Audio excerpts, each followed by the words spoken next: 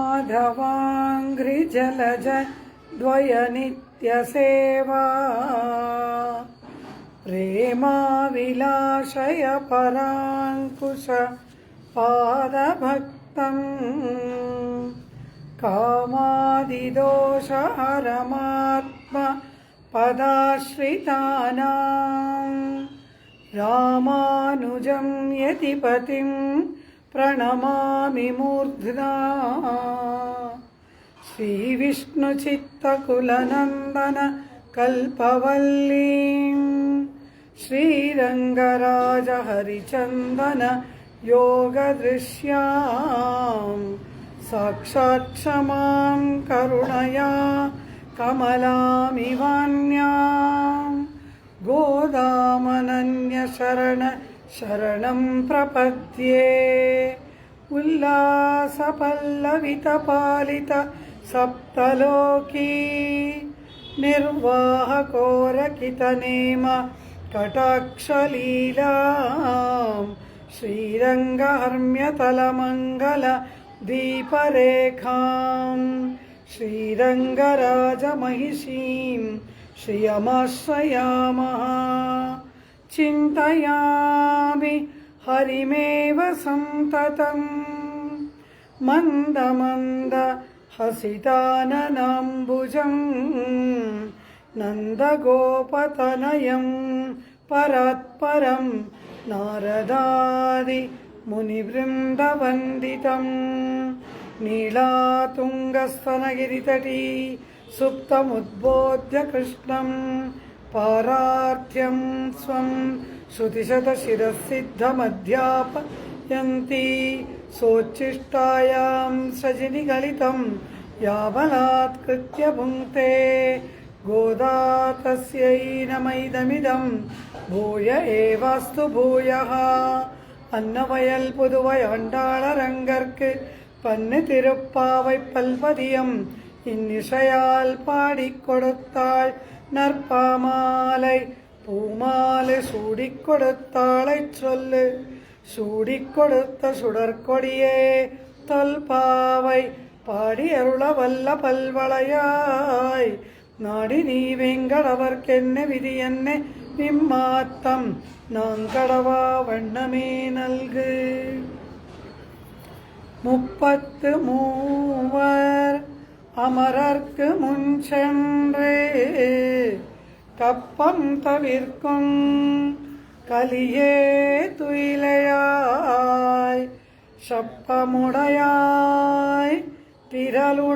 திரளுடையாய் செத்தார்க்கு வெப்பம் கொடுக்கும் விமலா துயிலையாய் சப்பன்னமென்முலை செவ்வாய் சிறுமருங்குல் நப்பின்னெனங்காய் திருவே துயிலையாய் உக்கமும் தட்டொழியும் தந்தும் மணாளனை இப்போதே எம்மை நீராட்டேலோரெம்பாவாய்.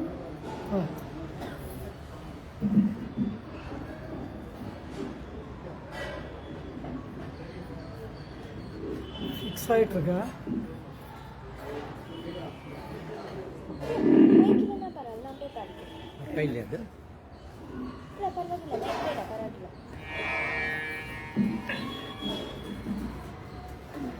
ரைஸ் பண்ணு.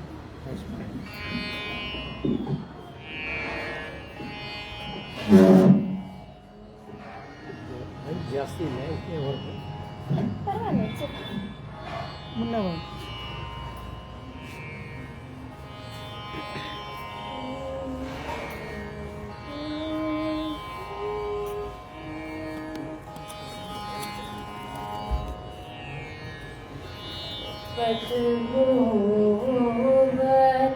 அமரர்க்கு முன் சென்று கப்பம் தவிர்க்கும் கலியே துயிலழாய்.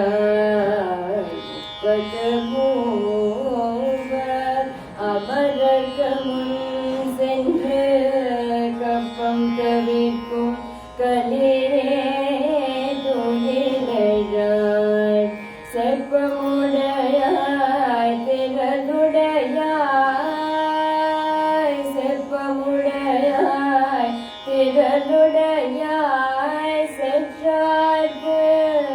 வெப்பம் கொடுக்கும் விமலா துயிலாய் செப்பனமென் முலை செவ்வாய் சிறு மரங்குல் நப்பினை நங்காய் திருவே துயிலாய் செப்பனமென் முலை செவ்வாய் சிறு மரங்குல் நப்பினை நங்காய் திருவே துயிலாய் உக்கமும் தட்டொழியும் தந்துன்மனாளனே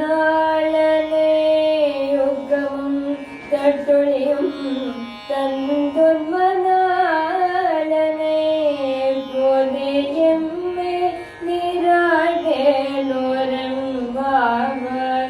இப்போதே எம்மை நீராடேலோரம்பாவாய் முப்பத்து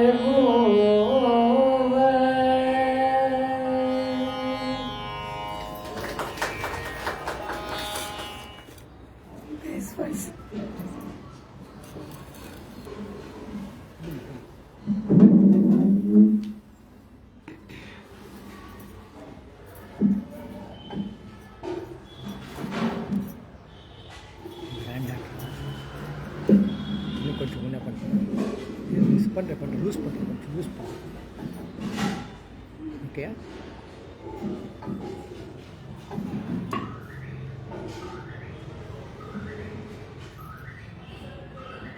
பேலன்ஸ் இல்லை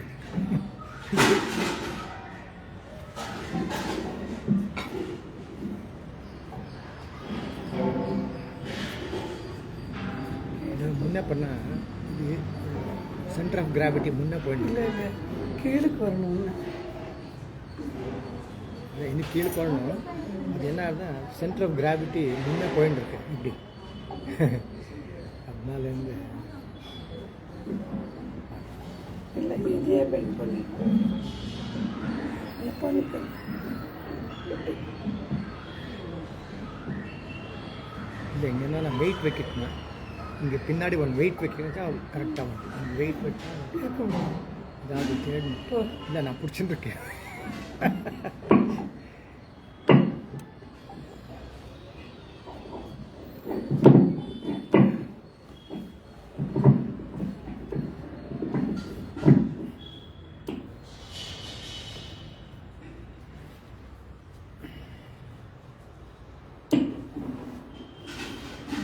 కొంచెం వద్దు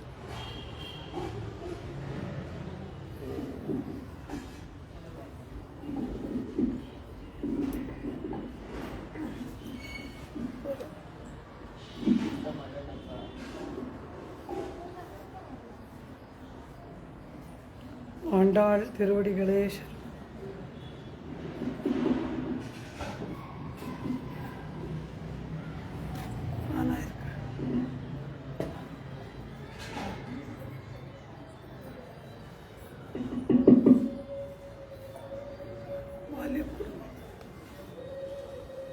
ಶ್ರೇಯಪತಿಯಾಗಿ ಅಖಿಲೇಯ ಪ್ರತ್ಯನೀಕ ಸಮಸ್ತ ಕಲ್ಯಾಣೈಕ ತಾನನಾದಂತಹ ಪರಾತ್ಪರನಾದ ಪರಮಾತ್ಮನನ್ನು ಆಂಡಾಳ್ ಪುರುಷಕಾರ ಪೂರ್ವಕವಾಗಿ ಆಶ್ರಯಣೆ ಮಾಡುತ್ತಿದ್ದಾಳೆ.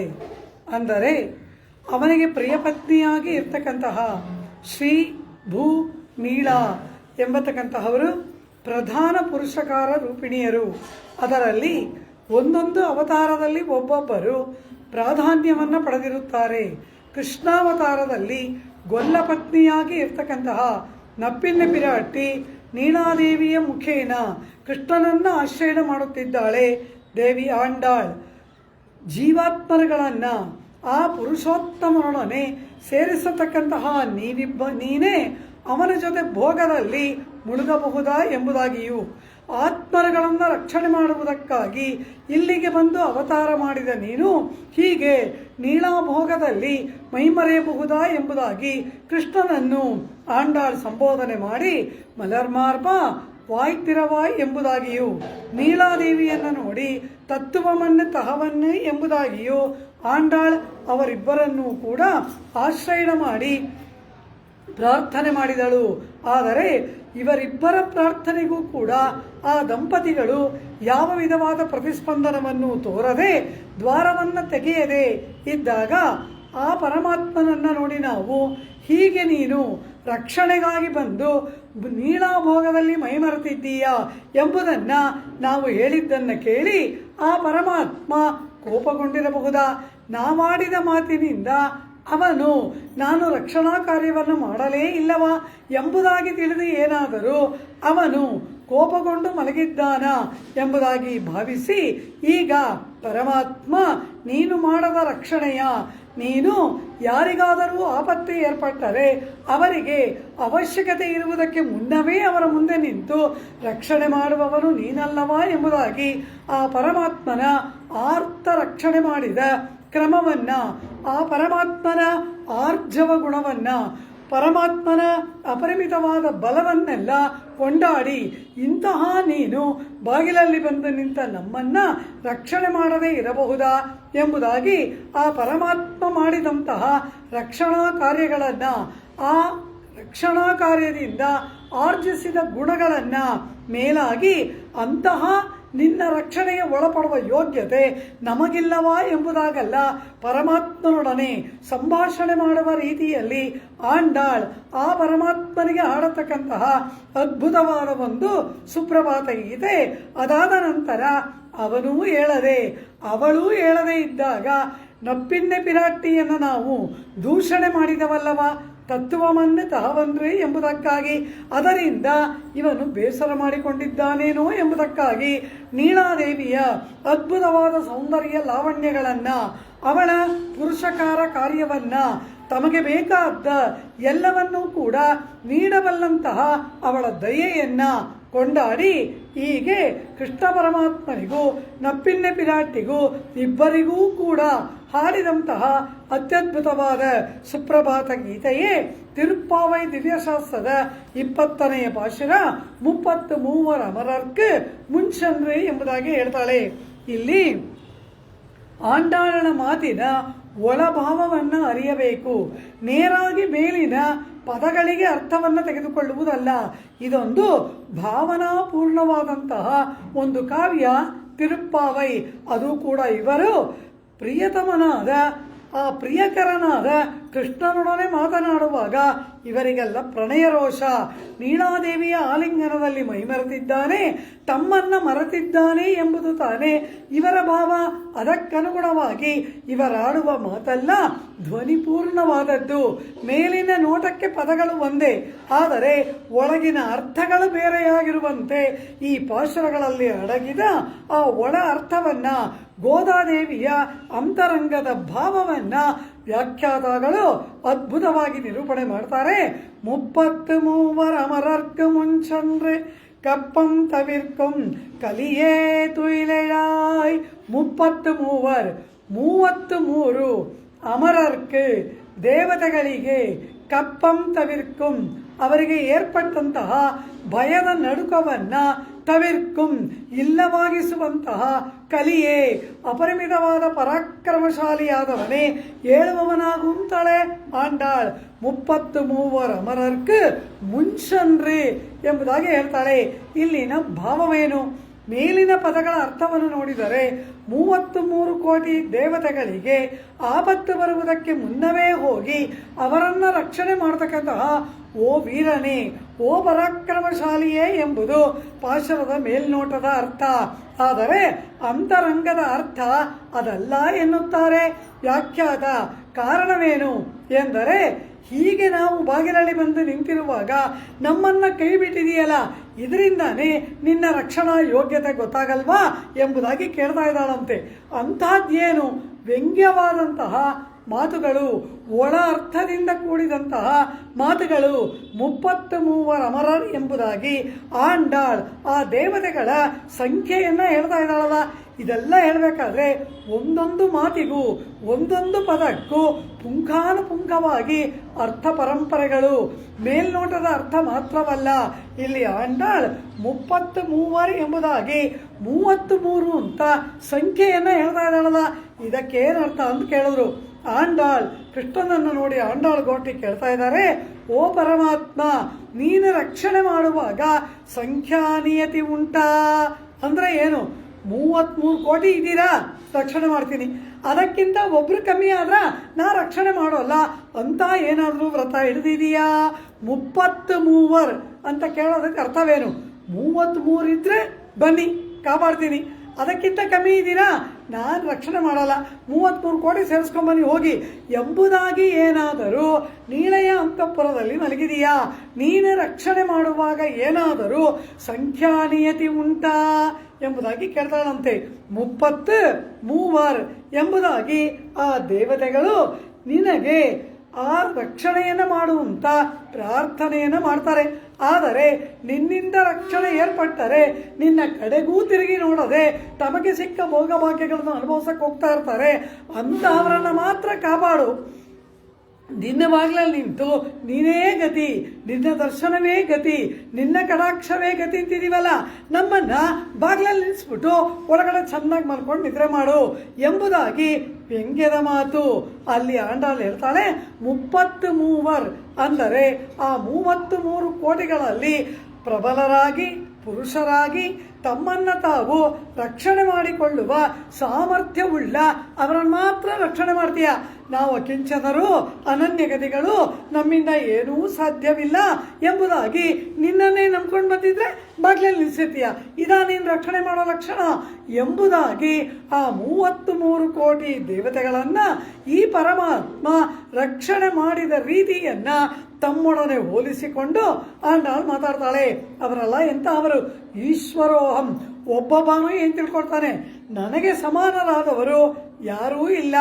ಆ ಗಜೇಂದ್ರ ಮೊಸಳೆಯ ಬಾಯಲ್ಲಿ ಸಿಕ್ಕಿಕೊಂಡು ಆದಿಮೂಲ ಎಂಬುದಾಗಿ ಕರೆದಾಗ ಒಬ್ಬೊಬ್ಬನು ಎದನಂತೆ, ನಾನು ರಕ್ಷಣೆ ಮಾಡ್ಬಿಡ್ತೀನಿ ಅಂತ. ಆಮೇಲೆ ಆ ಆದಿಮೂಲ ಅಂತ ಅದು ಕರಿತಾ ಇದೆ.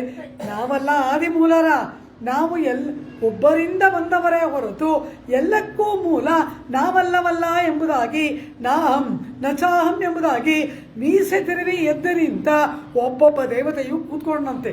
ನಾನಲ್ಲ, ಎಲ್ಲಕ್ಕೂ ಮೂಲನಾಗಿರುವವನು ಅವನಿದಾನಲ್ವಾ, ನಾನು ಯಾಕೆ ಆದಿಮೂಲ ಎಂಬುದಾಗಿ ಇವರೆಲ್ಲರೂ ಕೂಡ ಅವರ ಅಹಂಕಾರದ ಸೊಕ್ಕಡಗಿ ಕುಳಿತರಲ್ಲವಾ. ಇದಲ್ಲವಾ ಇವರು ನನಗೆ ಸಮಾನರಾರು, ನನಗೆ ನನ್ನಷ್ಟು ವರಬಲವನ್ನು ಉಳ್ಳವನು ಯಾರು ಎಂಬುದಾಗಿ ಒಬ್ಬೊಬ್ಬ ದೇವತೆಯು ಭಾವಿಸಿ ಈಶ್ವರೋಹಂ ಎಂಬುದಾಗಿ ಅಹಂಕರಿಸಿದ್ದಾರೆ. ಹೋಗು, ಅವರನ್ನು ರಕ್ಷಣೆ ಮಾಡು.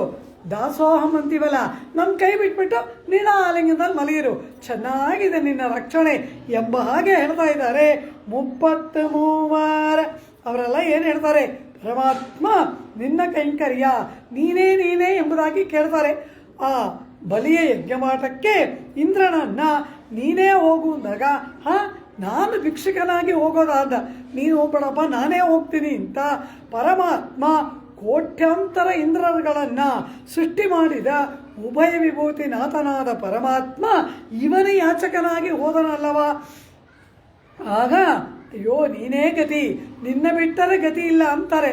ಆದರೆ ಪರಮಾತ್ಮ ಭೂಮಿಯನ್ನೆಲ್ಲ ಅಳೆದು ಕೊಟ್ಟ ಕೂಡಲೇ ಪರಮಾತ್ಮನೂ ಇಲ್ಲ, ಇವರಿಗೊಂದು ನಮಸ್ಕಾರವೂ ಇಲ್ಲ, ಮಂಗಳವೂ ಇಲ್ಲ. ಹಬ್ಬ ಕಳೆದೋದ ರಾಜ್ಯ ಸಿಕ್ತು ಅಂದ, ತಂಬೆ ಉರ್ವಶಿ ನೋಡಕ್ ಹೊಟ್ಟೆ ಹೋದ ಇಂದ್ರ.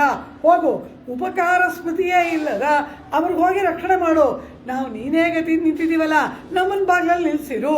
33 ಎಂಬುದಾಗಿ ಆಂಡಾಳ್ ಆ ದೇವತೆಗಳನ್ನ ರಕ್ಷಣೆ ಮಾಡಿದ ಆ ಪರಮಾತ್ಮನ ಲಕ್ಷಣವನ್ನ ಇಲ್ಲಿ ಹೇಳ್ತಾ ಇದ್ದಾಳೆ.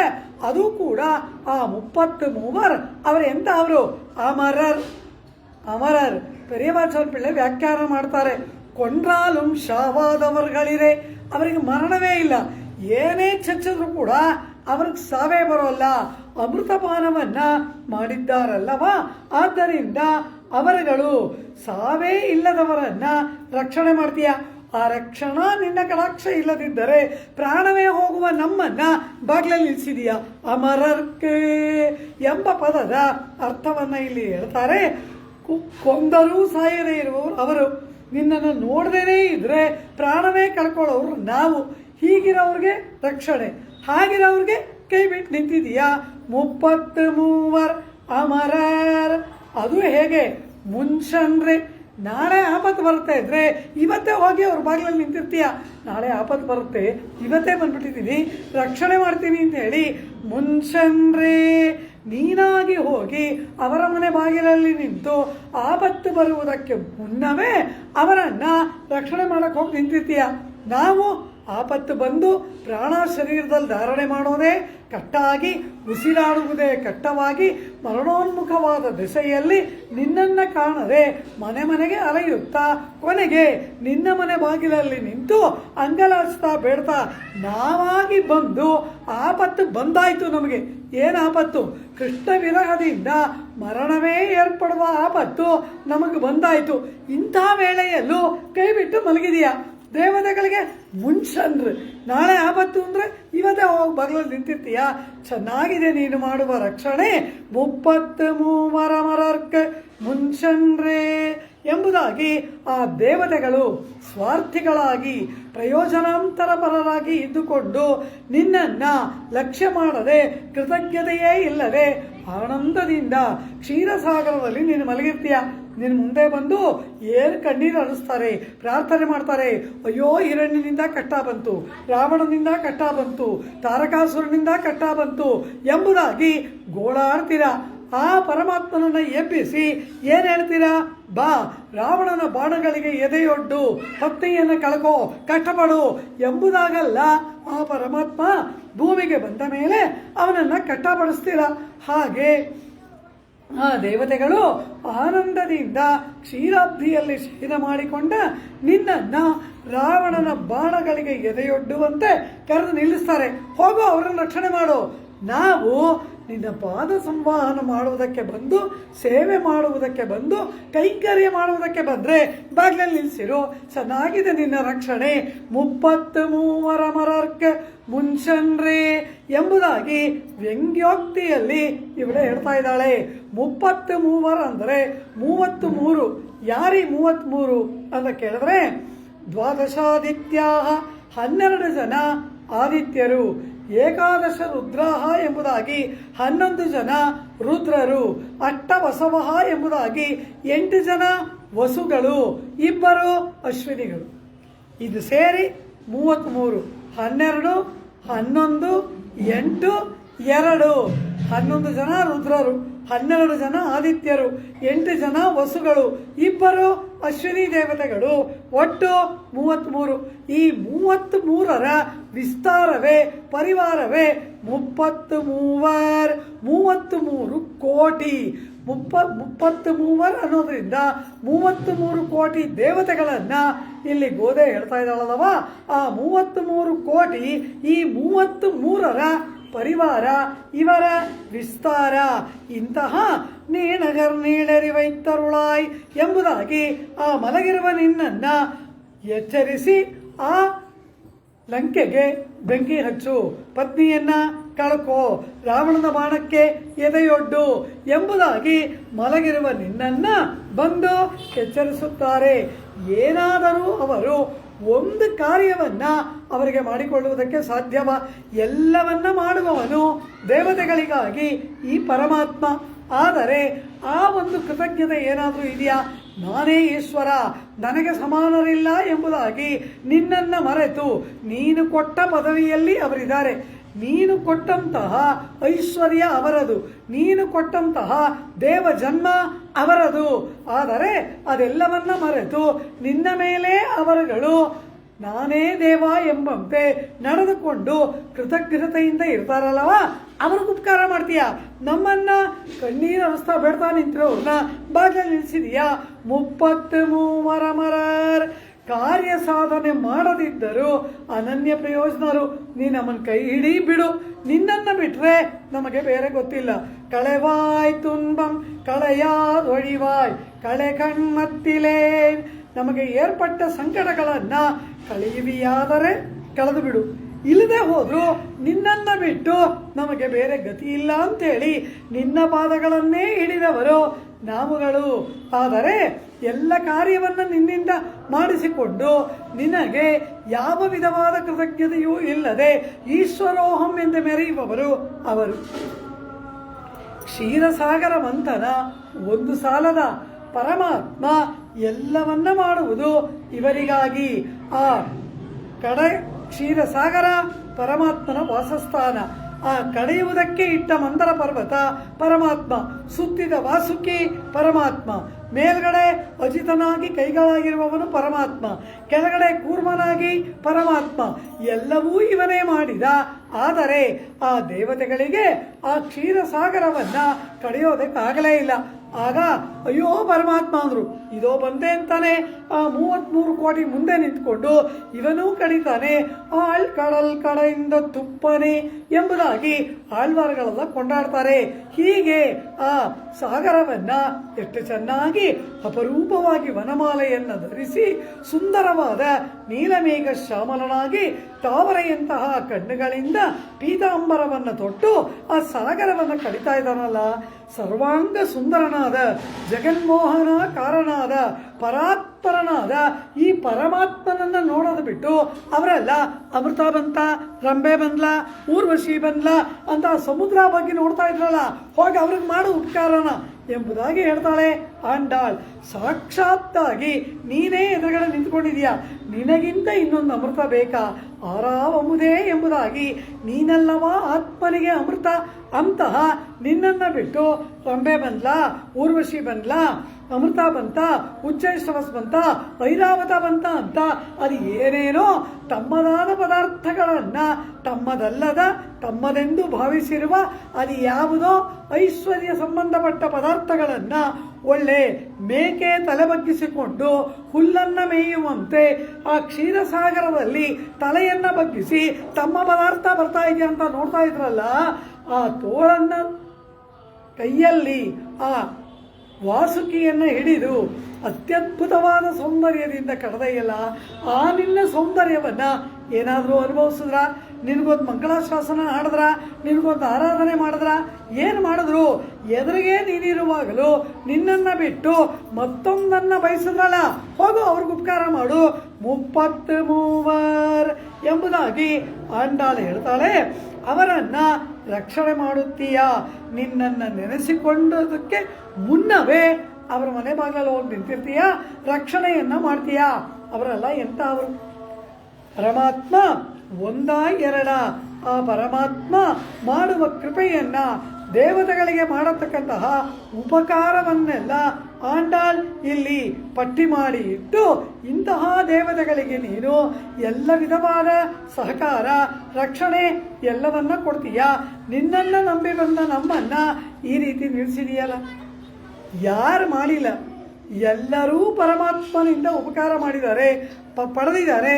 ಆದರೆ ಪರಮಾತ್ಮನನ್ನ ಪರಿಪೂರ್ಣವಾಗಿ ನಿರ್ಲಕ್ಷಿಸಿ ತಾವೇ ಪರಮಾತ್ಮ, ಪರಮೇಶ್ವರ, ಲೋಕವನ್ನಾಳುವವರು ಎಂಬುದಾಗಿ ಅಹಂಕಾರದಿಂದ ಬೀಗುತ್ತಾರೆ. ಚತುರ್ಮುಖ ಬ್ರಹ್ಮ ಅವನ ತಾವರೆಯ ಹೂವಿನ ಮೇಲೆ ಕುಳಿತುಕೊಂಡು ಸೃಷ್ಟಿಯನ್ನ ಮಾಡ್ತಾನೆ. ಆದರೆ ಆ ತಾವರೆಯ ಹೂವಿನ ಕೆಳಗಡೆಯ ದಡದ ಮೇಲೆ 2 ಹನಿ ಇದೆಯಂತೆ. ಆ 2 ಹನಿ ಯಾವುದು ಅಂದ್ರು? ಒಬ್ಬ ಮಧು ಎಂಬ ರಾಕ್ಷಸ, ಇನ್ನೊಬ್ಬ ಕೈಟಭ ಎಂಬ ರಾಕ್ಷಸ. ಒಬ್ಬ ತಮೋ ಗುಣಭೂಯಿಷ್ಠನಾದವನು, ಮತ್ತೊಬ್ಬ ರಜೋಗುಣ ಭೂಯಿಷ್ಠನಾದವನು. ಅವರಿಬ್ಬರೂ ಕೂಡ ಈ ಬ್ರಹ್ಮನನ್ನ ಪರಿಪೂರ್ಣವಾಗಿ ನಿರ್ನಾಮ ಮಾಡಬೇಕು ಅಂತ ಕಾದು ಆ ಬ್ರಹ್ಮ ಕುಳಿತಂತಹ ತಾವರೆಯ ಎಲೆಯ ಮೇಲೆ ಕೂತಿದಾರಂತೆ ಇಬ್ಬರು ಅಸುರರು. ಈ ಬ್ರಹ್ಮನಿಗೆ ಒಂದು ಪರಾರ್ಧ ಅಂತ ಹೇಳ್ತೀವಿ. ಬ್ರಹ್ಮನ ಆಯುಷ್ಯಕ್ಕೆ ಪರಾರ್ಧ ಎಂಬುದಾಗಿ ಹೆಸರು. ಅಂದರೆ ಏನು? ಈ ಚತುರ್ಮುಖ ಬ್ರಹ್ಮನಿಗೂ ಒಂದು ಹಗಲು ಒಂದು ರಾತ್ರಿ, ಅದು ದ್ವಿತೀಯ ಪರಾರ್ಧೆ. ಈಗ ನಾವು ಈಗಿರುವ ಬ್ರಹ್ಮನ 2ನೇ 50ನೇ ವರ್ಷದಲ್ಲಿ ನಾವಿದ್ದೀವಿ. ಫಸ್ಟ್ 50 ಆಗೋಯ್ತು. ಸಂಕಲ್ಪ ಏನು ಹೇಳ್ತೀವಿ? ಮಧ್ಯ ಬ್ರಹ್ಮಣ ದ್ವಿತೀಯ ಪರಾರ್ಧೆ ಎಂಬುದಾಗಿ ಸಂಕಲ್ಪ. ಸೆಕೆಂಡ್ 50, 2ನೇ 50ನೇ ವರ್ಷದಲ್ಲಿ ಈಗ ನಾವಿದ್ದೀವಿ. ಈಗಿರುವ ಚತುರ್ಮುಖ ಬ್ರಹ್ಮನಿಗೆ 50 ವರ್ಷ ಆಗೋಯ್ತು. ಅವನ ಸೆಕೆಂಡ್ 50ಸಲ್ಲಿ ಈಗ ನಾವಿದ್ದೀವಿ. ಹೀಗೆ ಆ ಬ್ರಹ್ಮನಿಗೂ ಕೂಡ ಒಂದು ಹಗಲು ಒಂದು ರಾತ್ರಿ, ಅವನಿಗೂ ಹಗಲು ರಾತ್ರಿ ಉಂಟು. ಮೊದಲ 50 ವರ್ಷಗಳು ಹಗಲು, ಆಮೇಲೆ ಅವನಿಗೆ ರಾತ್ರಿ. ಇದೆಲ್ಲ ಏನು ಲೆಕ್ಕ ಅಂತ ಕೇಳಿದ್ರು? 73 ಬಾರಿ 4 ಯುಗಗಳು ಕಳೆದರೆ ಒಂದು ಮನ್ವಂತರ. ಆ ರೀತಿ 14 ಮನ್ವಂತರಗಳು 1000 ಬಾರಿ ತಿರುಗಿದರೆ ಚತುರ್ಮುಖ ಬ್ರಹ್ಮನಿಗೆ ಅರ್ಧ ದಿನ. ಅಂದರೆ ಎಷ್ಟು ದೊಡ್ಡದಿದೆ. ನಾವಿರುವ ನಮ್ಮ ಕ್ಯಾಲೆಂಡರ್ಗೂ ಚತುರ್ಮುಖ ಬ್ರಹ್ಮನ ಕ್ಯಾಲೆಂಡರ್ಗೂ ನಾವು ಹೋಲಿಸ್ಕೊಳ್ಳೋಕ್ಕೆ ಆಗಲ್ಲ.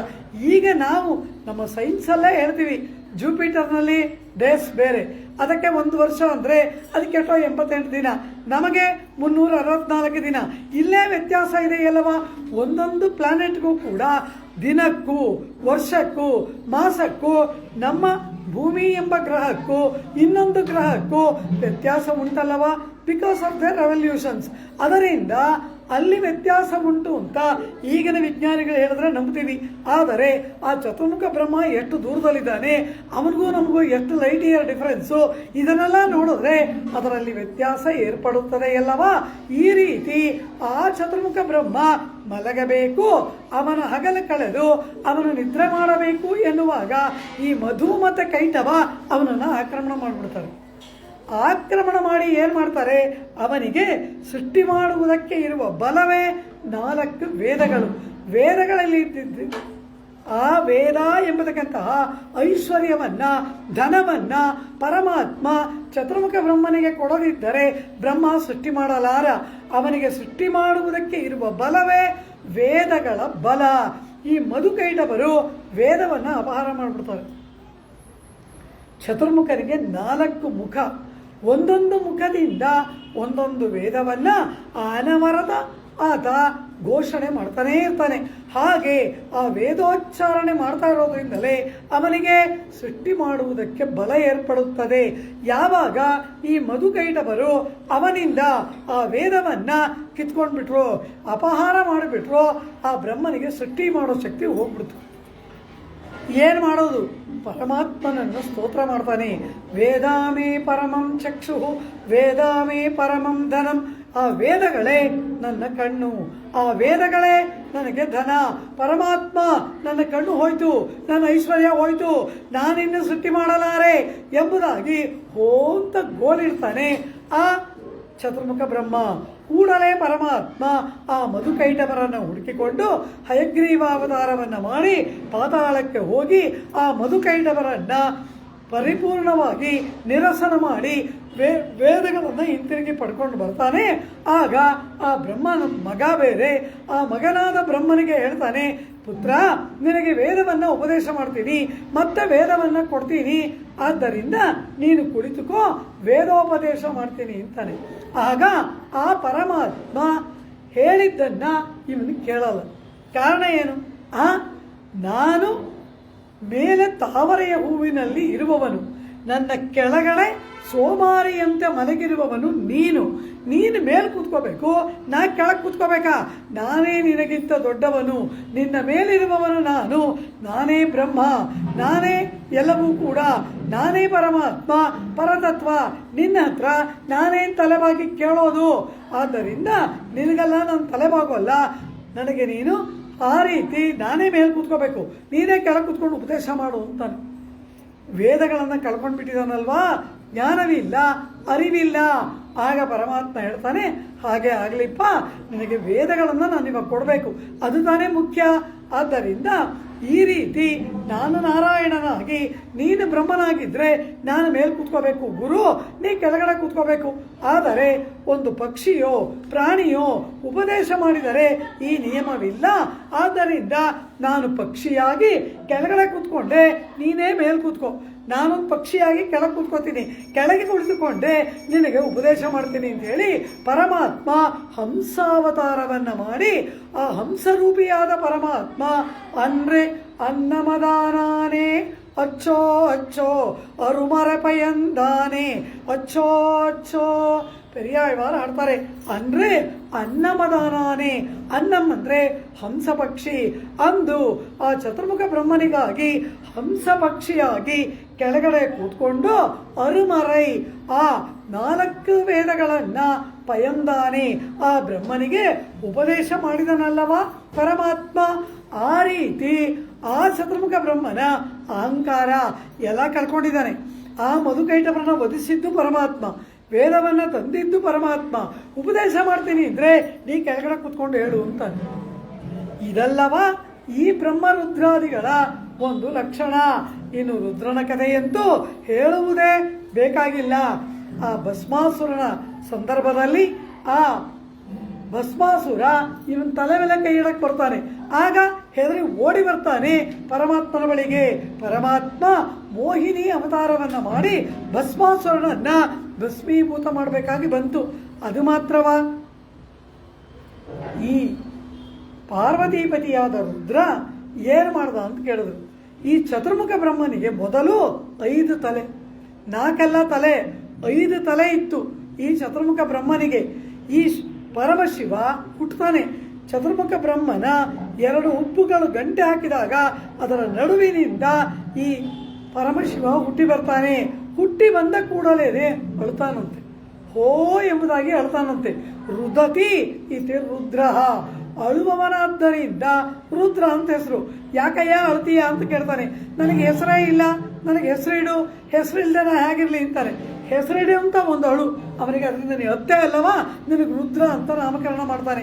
ಇವನು ಹಾಗೆ ಹುಟ್ಟಿದ ಕೂಡಲೇ ಕೋಪಗೊಂಡು ಆ ತಂದೆಯಾದ ಚತುರ್ಮುಖ ಬ್ರಹ್ಮನ ಒಂದು ತಲೆಯನ್ನು ಕಿತ್ಬಿಡ್ತಾನೆ. ಹುಟ್ಟಿದ ಮಗ ರುದ್ರ ತಂದೆಯಾದ ಚತುರ್ಮುಖ ಬ್ರಹ್ಮನ ತಲೆಯನ್ನ ತನ್ನ ಉಗುರುಗಳಿಂದ ಕಿತ್ಬಿಡ್ತಾನೆ. ಅದು ಬ್ರಹ್ಮಕಪಾಲ ಕೈಯಲ್ಲಿ ಅಂಟ್ಕೊಂಡ್ಬಿಡ್ತು. ಆ ರುದ್ರನಿಗೆ ಬ್ರಹ್ಮಕಪಾಲ ಕೈಯಲ್ಲಿ ಅಂಟ್ಕೊಳ್ತು. ಅದರಲ್ಲಿ ಯಾರ್ಯಾರು ಏನೇನು ಹಾಕಿದ್ರು ಆ ಕಪಾಲ ನುಂಗ್ಬಿಡುತ್ತೆ. ಶಿವನಿಗೆ ಈಗ ಆ ಬ್ರಹ್ಮಕಪಾಲದ ಸ್ಪರ್ಶದಿಂದ ಹಸಿವು, ಬಾಯಾರಿಕೆ ಎಲ್ಲ ಬಂದ್ಬಿಟ್ಟಿದೆ. ಆದ್ರಿಂದ ಅದರಲ್ಲಿ ಯಾರು ಏನು ಹಾಕಿದ್ರು ಅದು ನುಂಗ್ಬಿಡುತ್ತೆ. ಈಗ ಇವನಿಗೆ ಹಸಿವು, ಬಾಯಾರಿಕೆ, ನೋವು, ಆಯಾಸ ಎಲ್ಲ ಬಂದ್ಬಿಟ್ಟಿದೆ. ಎಲ್ಲೆಲ್ಲಿಗೆ ಹೋಗ್ತಾನೆ ಅವನಿಗೆ ಅದರಿಂದ ವಿಮೋಚನವಿಲ್ಲ. ಕೊನೆಗೆ ನಾರದರು ಹೇಳ್ತಾರೆ, ಕ್ಷೀರಾಬ್ಧಿಯಲ್ಲಿ ಇರ್ತಕ್ಕಂತಹ ಪರಮಾತ್ಮನ ಬಳಿಗೆ ಹೋಗು ಎಂಬುದಾಗಿ. ಆಗ ಆ ಕ್ಷೀರಾಬ್ಧಿಗೆ ಹೋಗಿ ಪರಮಾತ್ಮನನ್ನ ಪ್ರಾರ್ಥನೆ ಮಾಡಿದಾಗ ಪರಮಾತ್ಮ ತನ್ನ ವಕ್ಷಸ್ಥಳವನ್ನು ಕೀರಿ 2 ಬಿಂದು ರಕ್ತವನ್ನ ಆ ಕಪಾಲದಲ್ಲಿ ಹಾಕಿದಾಗ ಆ ಕಪಾಲ ಕೈಯಿಂದ ಕೆಳಗೆ ಬೀಳುತ್ತೆ. ಕಪಾಲ ವಿಮೋಚನ ಸಿಗತ್ತೆ ಈ ರುದ್ರನಿಗೆ. ಆದರೆ ಅಂತಹ ರುದ್ರ ಭಸ್ಮಾಸುರನಿಂದ ಕಾಪಾಡಲ್ಪಟ್ಟವನು. ಅದೇ ರೀತಿ ಹೀಗೆ ಕಪಾಲದಿಂದ ವಿಮೋಚನವನ್ನು ಪಡೆದವನು. ಎಷ್ಟು ಸಾರಿ ಉಪಕಾರವನ್ನು ಮಾಡಿದ್ದಾನೆ. ಆದರೆ ಆ ರುದ್ರ ಒಂದ್ಸಾರಿ ತಪಸ್ ಮಾಡಿದಂತೆ. ಏನು ತಪಸ್ ಮಾಡ್ದ ಅಂದ್ರು, ಪರಮಾತ್ಮನನ್ನ ಕುರಿತು ಪರಮಶಿವ ತಪಸ್ ಮಾಡಿದಂತೆ.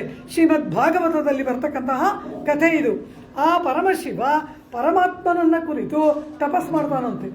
ಪರಮಾತ್ಮ ಬಂದ, ಮೊಮ್ಮಗನಲ್ಲವ, ಪರಮಾತ್ಮನ ಮಗ ಚತುರ್ಮುಖ ಬ್ರಹ್ಮ, ಚತುರ್ಮುಖನ ಬ್ರಹ್ಮನ ಪುತ್ರ ಶಿವ, ಮೊಮ್ಮಗ ಬಂದ. ಏನು ಬೇಕು ಅಂದ. ಏನೂ ಬೇಡ, ಲೋಕದಲ್ಲಿ ಎಲ್ಲರೂ ಕೂಡ ನಿನ್ನನ್ನ ಪೂಜೆ ಮಾಡ್ತಾರೆ. ನೀನೇ ಪರಾತ್ಪರ, ನೀನೇ ಪರದೈವ, ನಾರಾಯಣ ಪರತತ್ವ ಎಂಬುದಾಗಿ ಎಲ್ಲ ವೇದಗಳೂ ಹೇಳ್ತಾ ಇದೆ. ಆದ್ದರಿಂದ ಎಲ್ಲರೂ ನಿನ್ನನ್ನ ಆರಾಧನೆ ಮಾಡ್ತಾ ಇದ್ದಾರೆ.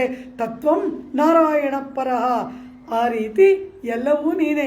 ದ್ಯಾವಾ ಪೃಥಿವ್ಯೌ ಚ ನಾರಾಯಣ, ಊರ್ಧ್ವಶ್ಚ ನಾರಾಯಣ, ಅಧಶ್ಚ ನಾರಾಯಣ, ನಾರಾಯಣಯೇ ವೇದಗಂ ಸರ್ವಂ ಎಂಬುದಾಗಿ ವೇದಗಳೆಲ್ಲ ನಿನ್ನನ್ನು ಕೊಂಡಾಡ್ತಾ ಇದೆ. ಈ ರೀತಿ ಪೂರ್ಣವಾದ ಕೀರ್ತಿಯನ್ನ, ಪರತ್ವವನ್ನ ನೀನು ಪಡ್ಕೊಂಡ್ಬಿಟ್ಟಿದೀಯಾ. ನನಗೆ ನೀನೊಂದು ವರವನ್ನು ಕೊಡಬೇಕು. ಏನು ವರ ಕೊಡಬೇಕು ಅಂದ್ರೆ, ನೀ ನನ್ನ ಹತ್ರ ವರ ಕೇಳಬೇಕು. ಅದೊಂದು ವರ. ನೀನು ಬಂದು ನನ್ನ ಹತ್ರ ಒಂದು ವರವನ್ನು ಬೇಡ. ಎಲ್ಲರಿಗೂ ವರವನ್ನು ಕೊಡುವವನು ಪರಮಾತ್ಮ. ಇವನನ್ನು ಸೃಷ್ಟಿ ಮಾಡಿದವನೇ ಅವನು ಬಂದು ಇವನ ಹತ್ರ ವರ ಕೇಳಬೇಕಂತೆ. ಹಾಗಂತ ಒಂದು ವರ ಕೊಡು ಅಂತಾನೆ. ಎಲ್ಲ ಮರ್ತೋಯ್ತು. ಭಸ್ಮಾಸುರನಿಂದ ರಕ್ಷಣೆ ಮಾಡಿದ್ದು, ಅದೇ ರೀತಿ ಕಪಾಲದಿಂದ ಬಿಡಿಸಿದ್ದು, 1 2 ಎಷ್ಟು ಬಾರಿ ಆಪತ್ತು. ಎಲ್ಲ ಸಮಯದಲ್ಲಿ ಇವನನ್ನು ಕಾಪಾಡಿದವನು ಪರಮಾತ್ಮ. ಅದೆಲ್ಲ ಮರ್ತೋಯ್ತು. ನಾನು ದೊಡ್ಡವನು ಅಂತ ಲೋಕದಲ್ಲಿ ಕರೆಸ್ಕೊಳ್ಬೇಕು. ಅದಕ್ಕೆ ನೀ ಬಂದು ನನ್ನ ಹತ್ರ ವರ ಕೇಳು ಅಂತಾನೆ. ಪರಮಾತ್ಮ ಹೇಳ್ದ, ಆಯ್ತಪ್ಪ ಕೇಳ್ತೀನಿ, ನಿನ್ನ ಹತ್ರ ವರ ತಾನೇ ಕೇಳಬೇಕು, ಕೇಳ್ತೀನಿ ಇಂದ ಪರಮಾತ್ಮ ಕೃಷ್ಣನಾಗಿ ಅವತಾರ ಮಾಡಿದಾಗ ಕೃಷ್ಣನಿಗೆ ಮಕ್ಕಳೇ ಆಗಲಿಲ್ವಂತೆ. ಲೋಕವನ್ನೆಲ್ಲ ಸೃಷ್ಟಿ ಮಾಡಿ ಅಪರಿಮಿತವಾದ ಜೀವರಾಶಿಗಳಿಗೆ ಶರೀರವನ್ನು ಕೊಡುವ ಪರಮಾತ್ಮನಿಗೆ ಮಕ್ಕಳಿಲ್ವಂತೆ. ಎಂತಹ ಲೀಲೆ ಪರಮಾತ್ಮನದು. ಕೃಷ್ಣನಿಗೆ ಮಕ್ಕಳಾಗ್ಲಿಲ್ವಂತೆ. ಏನು ಮಾಡೋದು ಅನ್ನುವಂತೆ ಕೈಲಾಸಕ್ಕೆ ಹೋಗಿ ಶಿವನ್ ಪ್ರಾರ್ಥನೆ ಮಾಡು ಮಕ್ಕಳಾಗತ್ತೆ ಅಂತಾರೆ ನಾರದರು. ಇದಾರಲ್ಲ ಇವರೊಬ್ರು ಎಲ್ಲರಿಗೂ ಫ್ರೀ ಅಡ್ವೈಸ್ ಕೊಡೋರು ಯಾರು? ನಾರದರು. ಇವರು ಬಂದರು ಹೇಳಿದ್ರು ಪರಮಾತ್ಮನಿಗೆ ಕೈಲಾಸಕ್ಕೆ ಹೋಗಿ ನೀನು ಪರಮಶಿವನನ್ನು ಪ್ರಾರ್ಥನೆ ಮಾಡು ಅಂತ. ಈ ಕೃಷ್ಣ ಪರಮಾತ್ಮ ಎಲ್ಲ ಪತ್ನಿಯರನ್ನು ಕಟ್ಕೊಂಡು ರುಕ್ಮಿಣಿ, ಜಾಂಬವತಿ, ಮಿತ್ರವಿಂದೆ, ಕಾಳಿಂದಿ, ಸತ್ಯಭಾಮ, ಸತ್ಯ, ಸುಭದ್ರ ಎಲ್ಲ ಹೊರಡ್ತಾರೆ ಕೈಲಾಸ ಯಾತ್ರೆ. ಹಾಗೆ ಹೋಗುವಾಗ ಮಾರ್ಗ ಮಧ್ಯದಲ್ಲಿ ಒಬ್ಬ ಇದ್ದಾನೆ ಘಂಟಾಕರ್ಣ ಅಂತ. ಅವನೇನು ಅಂತ ಕಿವಿನಲ್ಲಿ ಗಂಟೆ ಕಟ್ಕೊಂಡಿದ್ದಾನಂತೆ. ಪರಮಶಿವ ಭಕ್ತ. ಬೇರೆ ದೇವತೆಗಳ ನಾಮ ಕಿವಿಗೆ ಬೀಳುತ್ತೆ ಅಂದರೆ ಹೀಗೆ ತಲೆಯಲ್ಲಿ ಆಡಿಸ್ತಾನಂತೆ. ಆ ಗಂಟೆ ಶಬ್ದ ಮಾಡೋದ್ರಿಂದ ಬೇರೆ ನಾಮವೇ ಕಿವಿಗೆ ಬೀಳಬಾರದು. ಸದಾ ಶಿವನಾಮ ಸಂಕೀರ್ತನೆ. ಇವನು ಒಮ್ಮೆ ಶಿವನನ್ನು ಕೇಳ್ತಾನೆ, ನನಗೆ ಮೋಕ್ಷ ಕೊಡು ಅಂತ. ಆಗ ಶಿವ ಹೇಳ್ತಾನಂತೆ, ಮೋಕ್ಷ ಕೊಡುವುದು ನನ್ನ ಕೈಯಲ್ಲಿಲ್ಲ. ಮೋಕ್ಷಮಿಚ್ಛೇತಿ ಜನಾರ್ದನಾತ್ ಈಶ್ವರಾತ್ ಜ್ಞಾನಮನ್ವಿಚ್ಛೇತ್. ವೇದ ಹೇಳ್ಬಿಡ್ತು. ಆರೋಗ್ಯ ಬೇಕಾ? ಭಾಸ್ಕರಾದನ್ವಿಚ್ಛೇತ್. ಸೂರ್ಯೋಪಾಸನೆಯನ್ನು ಮಾಡು, ಆರೋಗ್ಯ ಬರುತ್ತೆ. ಅಪಾರವಾದ ಭೂಮಿಯ ಒಡೆತನ ಬೇಕಾ? ಅದಿತಿಯನ್ನು ಕುರಿತು ಹೋಮ ಮಾಡು, ಭೂ ಮಾಲೀಕತ್ವ ದೊರೆಯುತ್ತದೆ. ಸುಂದರಳಾದ ಪತ್ನಿ ಬೇಕಾ? ಊರ್ವಶಿಯನ್ನು ಕುರಿತು ಹೋಮ ಮಾಡುವಂತೆ ಒಂದೊಂದಕ್ಕೊಂದೊಂದು ಹೇಳ್ಬಿಡ್ತು ವೇದ. ಆದರೆ ಉಸಿರಾಡುವುದರಿಂದ ಪ್ರಾರಂಭಿಸಿ ಮೋಕ್ಷದ ತನಕ ಏನೇನು ಬೇಕಾ? ನಾರಾಯಣನನ್ನು ಉಪಾಸನೆ ಮಾಡು ಅಂದ್ಬಿಡ್ತು. ಮೋಕ್ಷಕ್ಕೂ ಅವನೇ. ಏಕೈಕ ಲಾಭಾಯ ಸರ್ವಲಾಭಾಯ ಕೇಶವ ಎಂಬುದಾಗಿ ಅವನನ್ನು ತೋರಿಸ್ಬಿಡ್ತು. ಈ ರೀತಿ ಈಶ್ವರಾತ್ ಜ್ಞಾನಮನ್ವಿಚ್ಛೇತೆ. ಪಾರಮಾರ್ಥಿಕವಾದ ಜ್ಞಾನವನ್ನು ಯಾರು ಕೊಡ್ತಾರೆ? ಈ ರುದ್ರ. ಇವನಲ್ಲಿ ಸಂಕರ್ಷಣನಾಗಿ ಪರಮಾತ್ಮ ಅಂತರ್ಯಾಮಿಯಾಗಿದ್ದಾನೆ. ಅವನು ಜ್ಞಾನದ ಅಧಿದೇವತೆ. ಅವನು ಪಾರಮಾರ್ಥಿಕವಾದ ಜ್ಞಾನವನ್ನು ಕೊಡ್ತಾನೆ. ಹೀಗೆ ಒಂದೊಂದಕ್ಕೆ ಒಂದೊಂದಿದೆಯಲ್ಲವ. ಮೋಕ್ಷ ಬೇಕು ಅಂದರೆ ಪರಮಾತ್ಮನಾದ ನಾರಾಯಣ ಕೊಡಬೇಕು. ನನಗಾಗಲ್ಲ ಅಂದ್ಬಿಟ್ಟ. ಮೋಕ್ಷನೇ ಕೊಡೋಕ್ಕಾಗದೇ ಇರೋ ನಿನ್ನನ್ನು ನಾನು ಆರಾಧನೆ ಮಾಡದೆ ಇದ್ದ ಕಿವಿಯಿಂದ ಗಂಟೆ ಕಿತ್ತಾಕ್ಬಿಟ್ಟ. ಆಗ ಸರಿ, ನಾರಾಯಣ ಎಲ್ಲಿದ್ದಾನೆ? ನೋಡಿ ಬರ್ತಾ ಇದ್ದಾನೆ. ಕೈಲಾಸಕ್ಕೆ ಯಾತ್ರೆ ಹೊರಡ್ತಾ ನಾರಾಯಣನೇ ಕೃಷ್ಣನಾಗಿ ಅವತಾರ ಮಾಡಿದ್ದಾನೆ, ಬರ್ತಾ ಇದ್ದಾನೆ ನೋಡು, ಹೋಗವನನ್ನು ಕೇಳು. ಸರಿ, ಘಂಟಾಕರ್ಣ ಹೋಗ್ತಾನೆ. ಒಬ್ಬ ಬ್ರಾಹ್ಮಣ ಸಂಧ್ಯಾವಂದನೆ ಮಾಡ್ತಾ ಇದ್ದ, ಅವನನ್ನು ಕೊಂದ. ಅವನ ಶವವನ್ನು ತೆಗೆದುಕೊಂಡು ಹೋಗಿ ಪರಮಾತ್ಮನಿಗೆ ಅರ್ಪಣೆ ಮಾಡ್ತಾನೆ. ಇವನೇನು ತಿಂತಾನೋ ಅದನ್ನೇ ತಾನೇ ಪರಮಾತ್ಮನಿಗೆ ಕೊಡಬೇಕು. ಕೊಟ್ಟ ಪರಮಾತ್ಮನಿಗೆ. ಪರಮಾತ್ಮ ಆಯಿತು, ಏನಯ್ಯ ಬೇಕು ಅಂದ, ಮೋಕ್ಷ ಅಂದ, ಕೊಟ್ಟೆ ಹೋಗು ಅಂದ್ಬಿಟ್ಟ. ಹೀಗೆ ಮಕ್ಕಳಿಗಾಗಿ ಕೈಲಾಸ ಯಾತ್ರೆ ಮಾಡುವಾಗ ಮಾರ್ಗ ಮಧ್ಯದಲ್ಲಿ ಒಬ್ರಿಗೆ ಮೋಕ್ಷ ಕೊಡ್ತಾನೆ ಕೃಷ್ಣ. ಇವನಿಗೆ ಆ ಮಕ್ಕಳಿಲ್ಲ. ಎಂಥ ಲೀಲೆ. ಅಲ್ಲಿ ಹೋಗಿ ಪರಮಶಿವನನ್ನು ಕೇಳ್ತಾನಂತೆ. ಆಗಲಿ ನಿನಗೆ ಸಂತಾನ ಅಂತ ಹೇಳ್ತಾನಂತೆ. ಆ ಪರಮಶಿವನ ಕೃಪೆಯಿಂದ ರುಕ್ಮಿಣಿಗೆ ಪ್ರದ್ಯುಮ್ನ ಹುಟ್ಟದ ಎಂಬುದಾಗಿ ಭಾಗವತದಲ್ಲಿ ಚರಿತ್ರೆ. ಹೀಗೆಲ್ಲ ಈ ದೇವತೆಗಳು ನಡೆದುಕೊಡ್ತಾರೆ. ಇನ್ನು ಇಂದ್ರನ ಕಥೆಯಂತೂ ಹೇಳೋದೇ ಬೇಡ. ಆಪತ್ತು ಬಂದಾಗಲೆಲ್ಲ ಒಬ್ಬ ಮಹಾಬಲಿ ಬಂದನ, ಕ್ಷೀರಸಾಗರಕ್ಕೆ ಓಡ್ ಬರ್ತಾನೆ. ಒಬ್ಬ ಹಿರಣ್ಯಾಕ್ಷ ಬರ್ತಾನ, ಕ್ಷೀರಸಾಗರಕ್ಕೆ ಓಡ್ ಬರ್ತಾರೆ. ಹಿರಣ್ಯಕಶಿಪುವ ಪ್ರಾಣವೇ ಹೋಗ್ಬಿಡುತ್ತೆ. ಹಿರಣ್ಯಕಶಿಪುವಿನ ಕಾಲದಲ್ಲಿ ದೇವಾನ್ ಸ್ವರ್ಗಂ ಪರಿತ್ಯಜ್ಯ. ಸ್ವರ್ಗ ಎಲ್ಲ ಖಾಲಿ, ಒಬ್ಬ ಇಲ್ಲ ಸ್ವರ್ಗದಲ್ಲಿ. ಹಿರಣ್ಯಕಶಿಪು ಸ್ವರ್ಗಕ್ಕೆ ಹೋದಾಗ ಒಬ್ಬ ಇಲ್ಲ ಈ 33 ಕೋಟಿನಲ್ಲಿ. ಎಲ್ಲ ಎಲ್ಲಿ? ಮಾನುಷ ರೂಪೇಣ ಚಚಾರ ವಸುಧಾತಲೆ. ಮನುಷ್ಯ ರೂಪವನ್ನು ವೇಷವನ್ನು ಹಾಕೊಂಡು ಭೂಮಂಡಲದಲ್ಲಿ ಅಲಿತಾ ಇದ್ರಂತೆ. ಹಿರಣ್ಯಕಶಿಪುವಿಗೆ ಹೆದರಿ ಈ 33 ಕೋಟಿ. ಆಗ ಇವರನ್ನು ಕಾಪಾಡಿದವನಾರು? ಪರಮಾತ್ಮನಲ್ಲವ? ವರಾಹ ಅವತಾರವನ್ನು ಮಾಡಿ, ನರಸಿಂಹ ಅವತಾರವನ್ನು ಮಾಡಿ, ಹಿರಣ್ಯಾಕ್ಷ ಹಿರಣ್ಯಕಶಿಪುಗಳನ್ನು ವಧಿಸಿ ದೇವತೆಗಳಿಗೆ, ಇಂದ್ರನಿಗೆ ಅಭಯವನ್ನು ಕೊಟ್ಟವನು.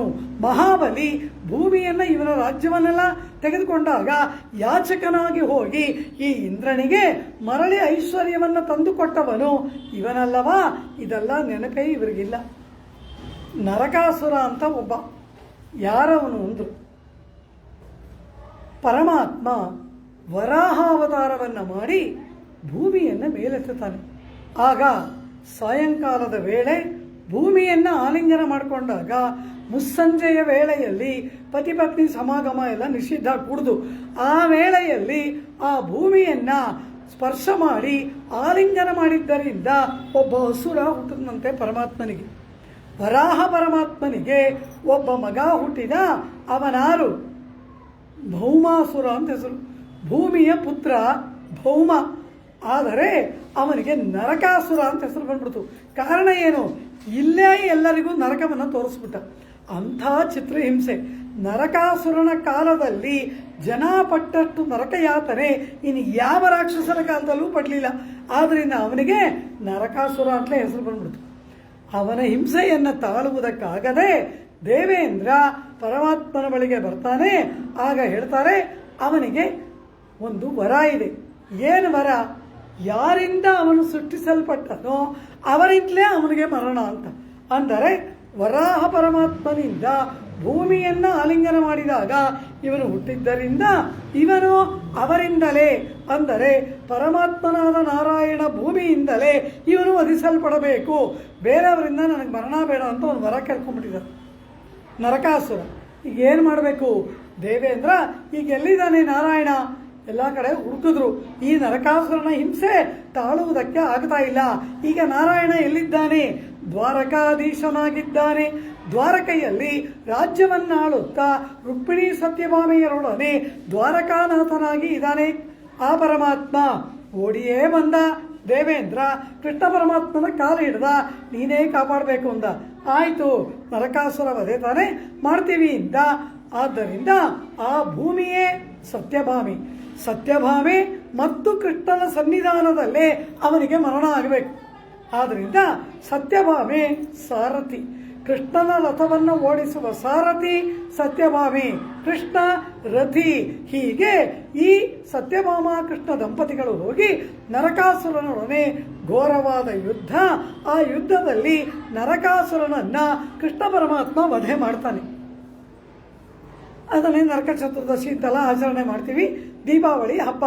ಆ ನರಕಾಸುರನನ್ನ ವಧೆ ಮಾಡಿದ್ದಕ್ಕೆ ಆನಂದ ಏರ್ಪಟ್ಬಿಡ್ತು ದೇವತೆಗಳಿಗೆ.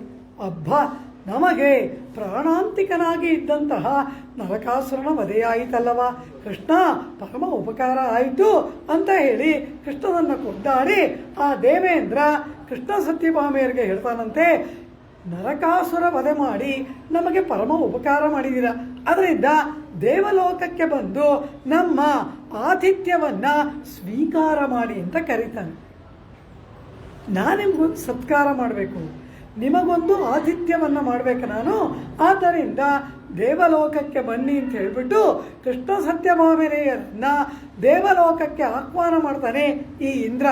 ಎಲ್ಲ ಕಳ್ಕೊಂಡ್ಬಿಟ್ಟಿದ್ದ, ಎಲ್ಲವನ್ನೂ ನರಕಾಸುರ ಕಿತ್ಕೊಂಡ್ಬಿಟ್ಟಿದ್ದ. ಈಗ ನರಕಾಸುರ ವಧೆಯನ್ನು ಮಾಡಿ ಅವನ ದೇವಲೋಕವನ್ನೆಲ್ಲ ಹಿಂತಿರುಗಿ ದೇವೇಂದ್ರನಿಗೆ ಕೊಟ್ಟಿದ್ದಾನೆ ಕೃಷ್ಣ ಪರಮಾತ್ಮ. ಆ ದೇವಲೋಕದಲ್ಲಿ ಇವರಿಗೆ ಆತಿಥ್ಯ ಮಾಡ್ತೀನಿ ಅಂತ ಆ ಇಂದ್ರ ಇವರನ್ನ ಆಹ್ವಾನ ಮಾಡ್ತಾ ಇದ್ದಾನೆ. ಸರಿ ಆಯಿತು, ಆಹ್ವಾನವನ್ನು ಮನ್ನಿಸಿ ಆ ಕೃಷ್ಣನು ಸತ್ಯಭಾಮಿಯು ದೇವಲೋಕಕ್ಕೆ ಹೋಗ್ತಾರೆ. ಹೋಗಿ ಅಲ್ಲಿ ದೊಡ್ಡ ಇಂದ್ರನ ಸಭೆ, ಸುಧರ್ಮ ಸಭೆ. ಆ ಸಭೆಯಲ್ಲಿ ಇಂದ್ರ ಕೂತಿದ್ದಾನೆ, ರುಕ್ಮಿಣಿ ಸತ್ಯಭಾಮೆಯರು ಅಲ್ಲಿ ಕೂತಿದ್ದಾರೆ. ಆಗ ಆ ಇಂದ್ರನ ಪತ್ನಿಯಾದ ಶಚೀದೇವಿ ಒಂದು ಹೂವನ್ನು ತಲೆಯಲ್ಲಿ ಮುಡ್ಕೊಂಡು ಬಂದ್ಲಂತೆ. ಅದ್ಭುತವಾದ ಹೂವು, ಅಪಾರವಾದ ಪರಿಮಳ. ಅದನ್ನು ನೋಡ್ತಾಳೆ ಸತ್ಯಭಾಮೆ. ಆಹಾ, ಎಂಥ ಪರಿಮಳ, ಎಷ್ಟು ಸುಂದರವಾಗಿದೆ ಅಂದ್ಬಿಟ್ಟು, ಇಂದ್ರಾಣಿ ಇದಾವ ಪುಷ್ಪ ಅಂದನು. ಇದೆಲ್ಲ ಮನುಷ್ಯರಿಗಾಗಲ್ಲಮ್ಮ ಅಂತ ಅವಳು ಹೇಳಿದಂತೆ. ಆ ಮನುಷ್ಯರೇ ಇವರು ಕಿತ್ತೋದ ರಾಜ್ಯವನ್ನು ಹಿಂತಿರುಗಿ ಕೊಟ್ಟಿದ್ದಾರೆ. ಆ ರಾಜ್ಯ ಬಂದಿರೋದೇ ಇವ್ರ ಕೃಪೆಯಿಂದ, ಇವಳ ಅಹಂಕಾರದ ಮಾತು. ಈ ಪುಷ್ಪ ಮನುಷ್ಯರಿಗೆಲ್ಲ ಆಗಲ್ಲಮ್ಮ ಅಂತ ಹೇಳ್ತಾಳಂತೆ. ಸತ್ಯಭಾಮೆಗೆ ಅಳುವುದೇ ಬಂದ್ಬಿಟ್ಟು, ಒಂದು ಹೂ ಎಲ್ಲಿದು ಇಷ್ಟು ಚೆನ್ನಾಗಿದೆಯಲ್ಲ ಅಂತ ಕೇಳಿದ್ರೆ ಹೀಗೆ ಅಪಮಾನ ಮಾಡುವುದಾ ಅಂತ ಆ ಸತ್ಯಭಾಮೆಗೆ ಕಣ್ಣೀರು ಬಂದದ್ದನ್ನು ಕಂಡು, ಕೃಷ್ಣ ಒಂದು ಹೂವ, ಆ ಮರವನ್ನೇ ನಿನಗೆ ತಂದು ಕೊಡ್ತೀನಿ ಇಂದ ಇಂದ್ರನನ್ನು ಕೇಳ್ತಾನೆ, ಆ ಪಾರಿಜಾತ ವೃಕ್ಷವನ್ನು ಕೊಡು ಎಂಬುದಾಗಿ. ಇಂದ್ರ ಹೇಳ್ತಾನೆ, ಅದೆಲ್ಲ ಕೊಡೋಕ್ಕಾಗಲ್ಲ ಅಂತ. ಏನೂ ಇಲ್ಲದೆ ನಿರ್ಗತಿಕನಾಗಿ ನಿಂತಿದ್ದ, ಎಲ್ಲವನ್ನ ನರಕಾಸುರ ಕೆತ್ಕೊಂಡು ಹೋಗಿದ್ದ. ಆ ನರಕಾಸುರನನ್ನು ವಧಿಸಿ ಈಗ ತಾನೇ ಇವರದನ್ನೆಲ್ಲ ಹಿಂದಿರುಗಿ ಕೊಟ್ಟಿದ್ದಾನೆ. ಅದರಲ್ಲಿ ಏನೋ ಹಿತ್ಲುಗಡೆ ಬೆಳೆದಿರೋ ಒಂದು ಹುಲ್ಲು ಗಿಡ, ಅದನ್ನು ಕೊಡು ಅಂದರೆ ಇವನು ಆಗಲ್ಲ ಅಂತಾನೆ. ಇದಲ್ಲವ ದೇವತೆಗಳ ಲಕ್ಷಣ. ಈಗ ತಾನೇ ನರಕಾಸುರ ವಧೆ ಮಾಡಿ ನಿನ್ನಿಂದ ಉಪಕಾರವನ್ನು ಪಡೆದಿದ್ದಾರೆ. ಆ ಉಪಕಾರಕ್ಕೆ ಆತಿಥ್ಯ ಮಾಡ್ತೀನಿ ಅಂತ ಕರೆದು ನಮ್ಮ ಪೂರ್ವಾಚಾರ್ಯಗಳು ಚೆನ್ನಾಗಿ ಹೇಳ್ತಾರೆ. ಪುಳಕ್ಕಳೈಲೆ ಮೊಳೆತ್ತ ಪುಲ್ಲೈ ಕೊಂಡಾನಿರೇ. ಒಂದು ಹಿತ್ಲು ಕಡೆಯಲ್ಲಿ ಬೆಳೆದಿರೋ ಒಂದು ಹುಲ್ಲದು, ಆ ದೇವಲೋಕದಲ್ಲಿ ಯಾವುದೋ ಪಾರಿಜಾತ ಅಂತ ಏನೋ ಒಂದು ಅದನ್ನು ಕೃಷ್ಣನಿಗೆ ಕಾಣಿಕೆಯಾಗಿ ಕೊಡಬೇಡವಾ? ಅದೆಲ್ಲ ಬಂದಿದ್ದೇ ಇವನಿಂದ, ಎಲ್ಲ ನರಕಾಸುರ ಕಿತ್ಕೊಂಡು ಹೋಗಿದ್ದ. ಆದರೆ ಆ ಕೃತಜ್ಞತೆ ಕೂಡ ಇಲ್ಲದೆ ಆ ಶಚಿ ಇಂದ್ರಾಣಿ ಆ ಸತ್ಯಭಾಮೆಯನ್ನ ಮನುಷ್ಯನು ಅಂತ ಅಪಮಾನ ಮಾಡಿ ದೇವತೆ ನಾನು ಎಂಬ ಸೊಕ್ಕಿನಿಂದ ಮಾತಾಡ್ತಾಳೆ. ಆ ಇಂದ್ರ ಆ ಪಾರಿಜಾತ ಕೊಡಲ್ಲ ಅಂತಾನೆ. ಕೊನೆಗೆ ಗರುಡನನ್ನು ಕಳುಹಿಸಿ ಪಾರಿಜಾತವನ್ನು ಕಿತ್ತು ಅದಕ್ಕಾಗಿ ಒಂದು ದೊಡ್ಡ ಯುದ್ಧವನ್ನು ಮಾಡಿ ಪಾರಿಜಾತ ವೃಕ್ಷವನ್ನು ಕೃಷ್ಣ ತರಬೇಕಾಯ್ತಲ್ಲ. ಇದೆಲ್ಲವಾ ದೇವತೆಗಳು ನಿನಗೆ ಕೊಡೋ ಮರ್ಯಾದೆ.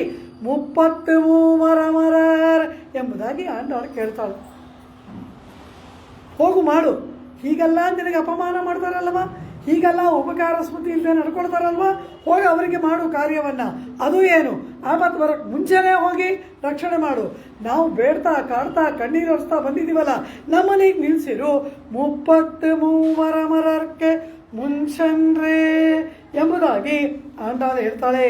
ಆ ಪರಮಾತ್ಮ ತಾನು ಒಬ್ಬರನ್ನ ರಕ್ಷಣೆ ಮಾಡಬೇಕು ಎಂಬುದಾಗಿ ಸಂಕಲ್ಪ ಮಾಡಿಬಿಟ್ರೆ ಅವರು ಮರೆತರು, ಇವನು ಮರೆಯೋಲ್ವಂತೆ.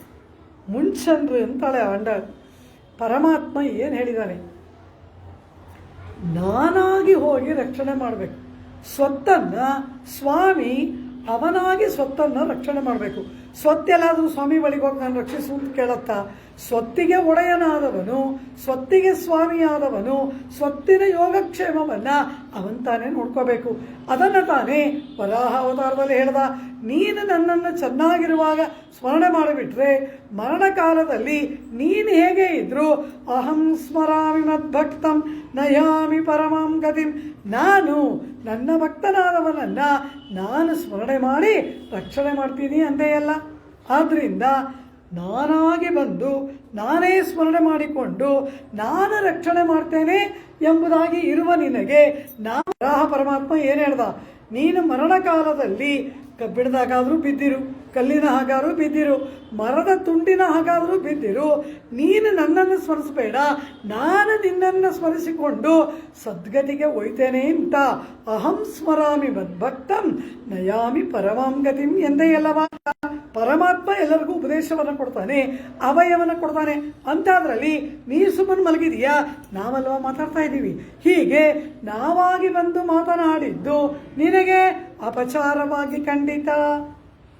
ಒಂದಾ ಎರಡ.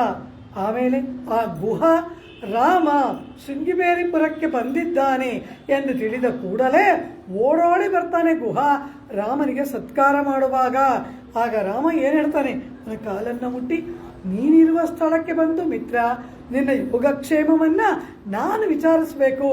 ಆದರೆ ನೀನಾಗಿ ನನಗಾಗಿ ಓಡಿ ಬಂದೆಯಲ್ಲ, ಸ್ನೇಹ ಸಂದರ್ಶನೇನ ಚ, ಈ ನಿನ್ನ ಪ್ರೀತಿಯಿಂದ ಈ ನಿನ್ನ ಗೆಳತನದಿಂದಲೇ ನಾನು ಸಂತುಷ್ಟನಾದೆ, ನನಗೆ ನಾಮ ಸತ್ಕಾರವೂ ಬೇಡ ಎಂದನಲ್ಲವ. ಆ ರೀತಿ ನೀನಾಗಿ ಬರಬೇಕು, ನೀನಾಗಿ ರಕ್ಷಣೆ ಮಾಡಬೇಕು ಅಂತ ಆ ಸಮಸ್ತ ಜೀವರಾಶಿಗಳ ರಕ್ಷಣೆಗೆ ಕಂಕಣಬದ್ಧನಾಗಿ ನಿಂತವನು ನೀನಾದ್ದರಿಂದ ಈಗ ನಾವಾಗಿ ನಿನ್ನ ಬಳಿಗೆ ಬಂದ ಅವನ ಅದ್ಭುತವಾದಂತಹ ಚರಿತ್ರೆಯನ್ನ ವ್ಯಾಸ ಭಗವಾನರು ವರ್ಣನೆ ಮಾಡ್ತಾರೆ. ಅವನು ಯಾರು? ಒಂದು ತುಂಬ ಧರ್ಮಿಷ್ಠನಾದ ರಾಜ, ಮಹಾಧಾರ್ಮಿಕ ರಾಜರ್ಷಿಯಾದವನು.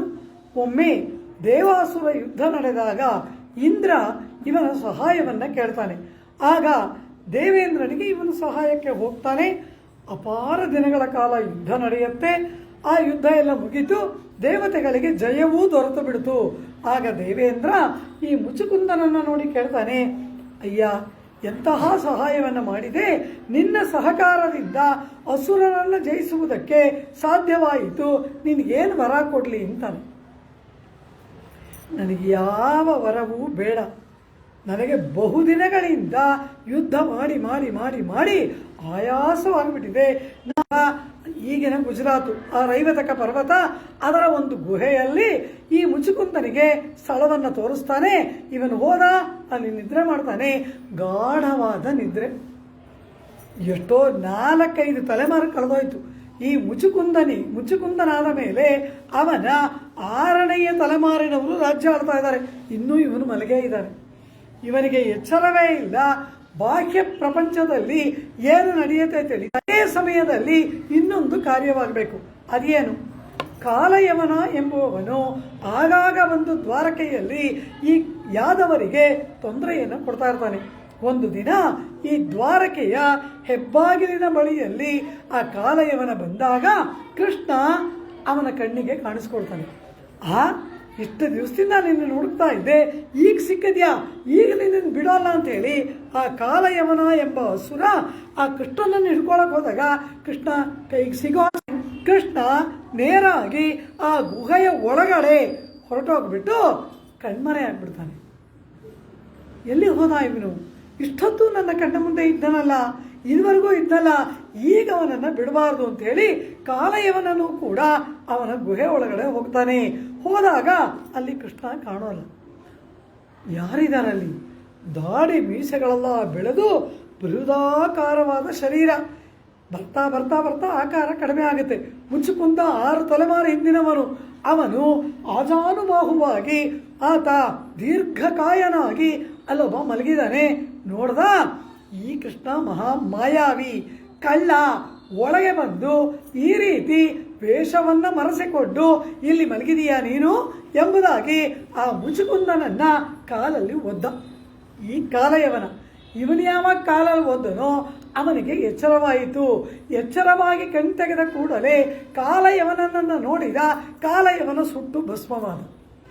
ಯಾರು ನಿನ್ನೆ ನಿದ್ರೆಗೆ ಭಂಗ ತರ್ತಾರೋ ಅವರು ನಿನ್ನ ದೃಷ್ಟಿ ಬಿದ್ದ ಕೂಡಲೇ ಭಸ್ಮವಾಗ್ತಾರೆ ಅಂತ ಇಂದ್ರ ವರ ಕೊಟ್ಟಿದ್ದ. ಈ ಮುಚುಕುಂದ ನೋಡಿದ ಕೂಡಲೇ ಕಾಲಯವನ ಭಸ್ಮವಾದ. ಭಯ ಆಗೋಯ್ತು ಮುಚುಕುಂದನಿಗೆ. ಅಯ್ಯಯ್ಯೋ, ಸ್ತೋತ್ರ ಮಾಡ್ತಾನೆ ಮುಚುಕುಂದ. ಪರಮಾತ್ಮ, ಅಂಜಬೇಡ, ನಿನ್ನಿಂದ ಯಾರ ವಧೆಯೂ ನಡೆಯಲಿಲ್ಲ. ಲೋಕ ಕಂಟಕನಾಗಿದ್ದ ಒಬ್ಬ ಅಸುರನ ವಧೆ, ಒಬ್ಬ ಯವನನ ವಧೆ ನಿನ್ನಿಂದಾಯಿತು. ಮಂಗಳಕರ ಕಾರ್ಯ ಮಾಡಿದೀಯಾ, ಆದ್ದರಿಂದ ನಿನಗೆ ಮೋಕ್ಷಕ್ಕೆ ಹೋಗ್ರೆ. ಮಲಗಿರುವವರನ್ನು ತಟ್ಟಿ ಎಚ್ಚರಿಸಿ ಅವರಿಗೆ ಮುಕ್ತಿಯನ್ನು ಕೊಡ್ತಕ್ಕಂತಹವನು ನೀನಲ್ಲವ. ಹೀಗೆ ಆ ಪರಮಾತ್ಮ ನೀನಾಗಿ ಬಂದು ರಕ್ಷಣೆ ಮಾಡುವ ಸ್ವಭಾವವುಳ್ಳ ನಿನಗೆ ನಾವಾಗಿ ಬಂದದ್ದು ಅಪಚಾರವಾಯಿತಾ. 33 ಅಮರರ್ಕು ಮುನ್ಸಂದ್ರೆ ಕಪ್ಪಂ ತವಿರ್ಕುಂ ಕಲಿಯೇ ತುಯಿಲೆಯಾಯ್. 33 ಕೋಟಿ ದೇವತೆಗಳಿಗೆ ಆಪತ್ತು ಬರುವುದಕ್ಕೆ ಮುನ್ನವೇ ನಿಂತು ಹೇಗೆಲ್ಲ ರಕ್ಷಣೆ ಮಾಡ್ತೀಯ. ಇಂತಹ ಇಂದ್ರ ಆ ನರಕಾಸುರ ವಧೆಯನ್ನ ಆಗತಾನೆ ಮಾಡಿದಾಗ ಕೃತಜ್ಞತೆ ಇಲ್ಲದೆ ಯುದ್ಧವನ್ನೇ ಮಾಡ್ತಾನೆ ಕೃಷ್ಣನೊಡನೆ. ಅಷ್ಟು ಮಾತ್ರವಾ, ಪರಮಾತ್ಮ ಕೃಷ್ಣನಾಗಿ ಅವತಾರ ಮಾಡಿದಾಗ ಪೂಜೆ ತಪ್ಪಿಸ್ಬಿಟ್ಟ ಅಂತ ಪ್ರಳಯ ಕಾಲದ ಮೋಡಗಳನ್ನು ಕರೆದು ಮಳೆ ಸುರಿಸಿ ಅಪಾರವಾದ ಪ್ರವಾಹವನ್ನ 7 ದಿನಗಳ ಕಾಲ ಗೋಕುಲ ಬೃಂದಾವನವೇ ಕೊಚ್ಚಿ ಹೋಗುವಂತೆ ಆ ಇಂದ್ರ ಮಳೆ ಸುರಿಸಿದನಲ್ಲವಾ. ಇದೆಲ್ಲವೂ ಉಪಕಾರ ಸ್ಮೃತಿ ಇಲ್ಲದ ದೇವತೆಗಳ ಲಕ್ಷಣ. ಹೋಗು, ಅವರನ್ನು ರಕ್ಷಣೆ ಮಾಡು, ನಮ್ಮನ್ನು ಹೀಗೆ ನಿಲ್ಲಿಸು ಎಂಬುದಾಗಿ ಕೇಳ್ತಾಳೆ. 33 ಅಮರರ್ಕೆ ಮುನ್ಸಂದ್ರೆ ಕಪ್ಪಂ ತವಿರ್ಕುಂ ಕಲಿಯೇ ತುಯಿಲೆಯಾಯ್. ದೇವತೆಗಳಿಗೆಲ್ಲ ನಡುಕ ಅಂತೆ. ಒಬ್ಬೊಬ್ಬ ಅಸುರ ಬಂದಾಗಲೂ ದೇವತೆಗಳೆಲ್ಲ ನಡುಗುತ್ತಾರೆ. ದಶರಥ ಚಕ್ರವರ್ತಿ ಯಜ್ಞ ಮಾಡ್ತಾ ಇದ್ದಾನೆ, ಅಶ್ವಮೇಧ ಯಾಗ. ಅದರಲ್ಲಿ ಒಂದು ಭಾಗವಾಗಿ ಪುತ್ರಕಾಮೇಷ್ಟಿಯನ್ನು ಮಾಡ್ತಾನೆ ಮಕ್ಕಳನ್ನು ಪಡೆಯುವುದಕ್ಕೆ. ಆ ದಶರಥ ಚಕ್ರವರ್ತಿಯಿಂದ ಇವರೆಲ್ಲರೂ ಕೂಡ ಹವಿಸ್ಸನ್ನ ಸ್ವೀಕಾರ ಮಾಡುವುದಕ್ಕೆ ಬಂದಿದ್ದಾರೆ. ಈ 33 ಕೋಟಿ ಇಲ್ಲಿ ಬಂದು ಕೂತಿದ್ದಾರೆ. ದಶರಥನ ಯಜ್ಞವಾಟದಲ್ಲಿ ಎಲ್ಲ ದೇವತೆಗಳು ಬಂದು ಕೂತಿದ್ದಾರೆ. ಅವರೆಲ್ಲ ಹೇಗಿದ್ದಾರೆ? ರಾವಣನ ಭಯ. ರಾವಣನನ್ನು ಕಂಡು ಅಂಜಿ ನಡುಗ್ತಾ ಇದ್ದಾರೆ ಇವರೆಲ್ಲರೂ ಕೂಡ. ಹಾಗೆ ಆ ರಾವಣ ಭಯದಿಂದ ಇವರೆಲ್ಲ ಇಲ್ಲಿ ಬಂದು ಕೂತಿರುವಾಗ ಒಬ್ರಿಗೊಬ್ರು ಯೋಗಕ್ಷೇಮ ವಿಚಾರಿಸ್ತಾರಂತೆ. ಸೂರ್ಯ, ನೀನು ಕ್ಷೇಮವಾ? ಏನಯ್ಯ ಕ್ಷೇಮ? ಆಡಿದ ಆಯಾಸ ತೀರೋದಕ್ಕೆ ಆ ನೀರಲ್ಲಿ ಸ್ನಾನ ಮಾಡ್ಬೇಕಂತೆ. ಅಮಾವಾಸ್ಯೆ ಆದರೂ ಸರಿ ನನ್ನನ್ನು ಬಂದು ಕರೀತಾನೆ, ಹೆದರ್ಕೊಂಡು ಓಡ್ ಬರಬೇಕು. ಇದು ನನ್ನ ಪರಿಸ್ಥಿತಿ ಅಂತಾನೆ ಚಂದ್ರ. ನವಗ್ರಹಗಳನ್ನ ತನ್ನ ಸಿಂಹಾಸನಕ್ಕೆ 9 ಮೆಟ್ಟಲುಗಳಾಗಿ ಇಟ್ಟುಕೊಂಡು ಏರಿ, ಒಬ್ಬರಿಲ್ಲ, ಎಲ್ಲ ಭೂಮಿಗೆ ಬಂದಿದ್ದಾರೆ. ಈ ರೀತಿ ಆ ದೇವತೆಗಳೆಲ್ಲ ಒಬ್ಬೊಬ್ಬ ಅಸುರನಿಂದಲೂ ಭಯಪಟ್ಟು ನಡುಗುತ್ತಾರೆ. ಭಯದ ಕಂಪನ ಕಪ್ಪಂ.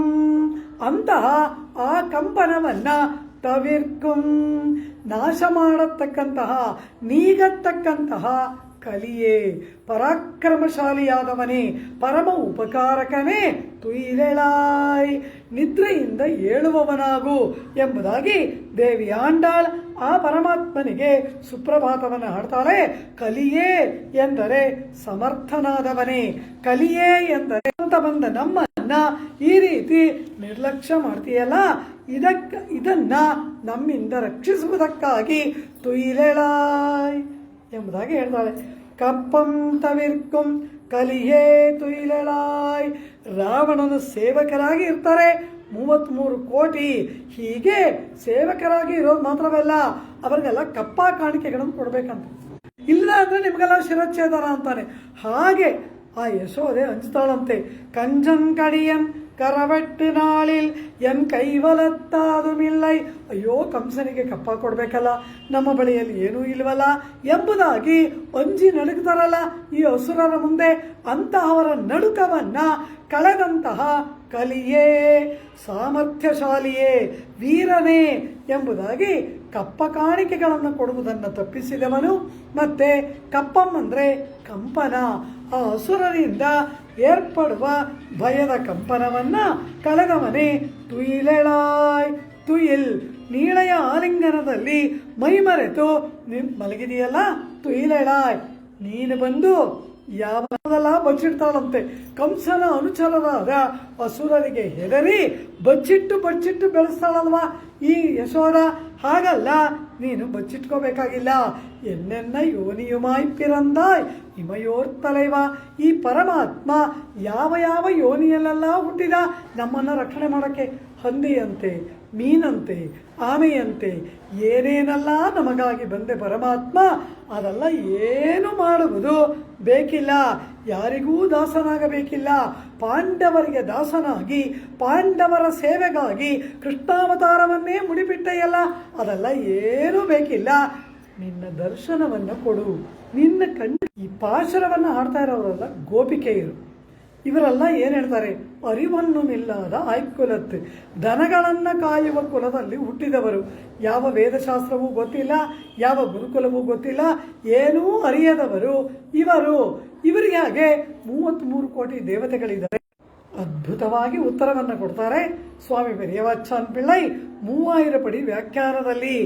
ಆ ದೇವತೆಗಳೆಲ್ಲ ಪರಮಾತ್ಮ ಕೃಷ್ಣಾವತಾರ ಮಾಡಿದಾಗ ಬೇರೆ ಬೇರೆ ಅಸುರರಿಗೆ ಅಂಜಿ ಮಂದಿರ ಮಾಮಲರ್ಕೊಂಡೆ ಮರೈಂದುವರಾಯಿ ಬಂದು ನಿನ್ನಾರ್ ಎಂಬ ಹಾಗೆ ಈ ಕೃಷ್ಣನಿಗೆ ಪುಷ್ಪಗಳನ್ನು ಕೈಯಲ್ಲಿ ಹಿಡಿದು ಸಮರ್ಪಣೆ ಮಾಡುವುದಕ್ಕಾಗಿ ಬಂದು ದನದ ಕೊಟ್ಟಿಗೆಗಳಲ್ಲೆಲ್ಲ ಬಚ್ಚಿಟ್ಕೊಂಡು ಮಾಡ್ತೀಯಲ್ವ ಉಪಕಾರ, ನಮಗೂ ಮಾಡು ಎಂಬ ಹಾಗೆ ಆ ಪರಮಾತ್ಮನನ್ನು ನೋಡಿ ತುಯಿಲೆಳಾಯ್. 33 ಮರರ್ಕ ಮುಂಚಂದ್ರೆ ಕಪ್ಪಂ ತವಿರ್ಕುಂ ಕಲಿಯೇ ತುಯಿಲೆಳಾಯ್. ಅವರೆಲ್ಲ ನಿನ್ನನ್ನು ರಕ್ಷಕ ಅಂತ ಭಾವಿಸಿದ್ದಾರೆ. ನಾವು ನಿನ್ನನ್ನು ರಕ್ಷ್ಯ ಎಂಬುದಾಗಿ ಭಾವಿಸಿದ್ದೀವಿ. ನೀ ನಮ್ಮನ್ನು ರಕ್ಷಿಸಬೇಡ, ನಾವು ನಿನ್ನನ್ನು ರಕ್ಷಿಸಬೇಕು.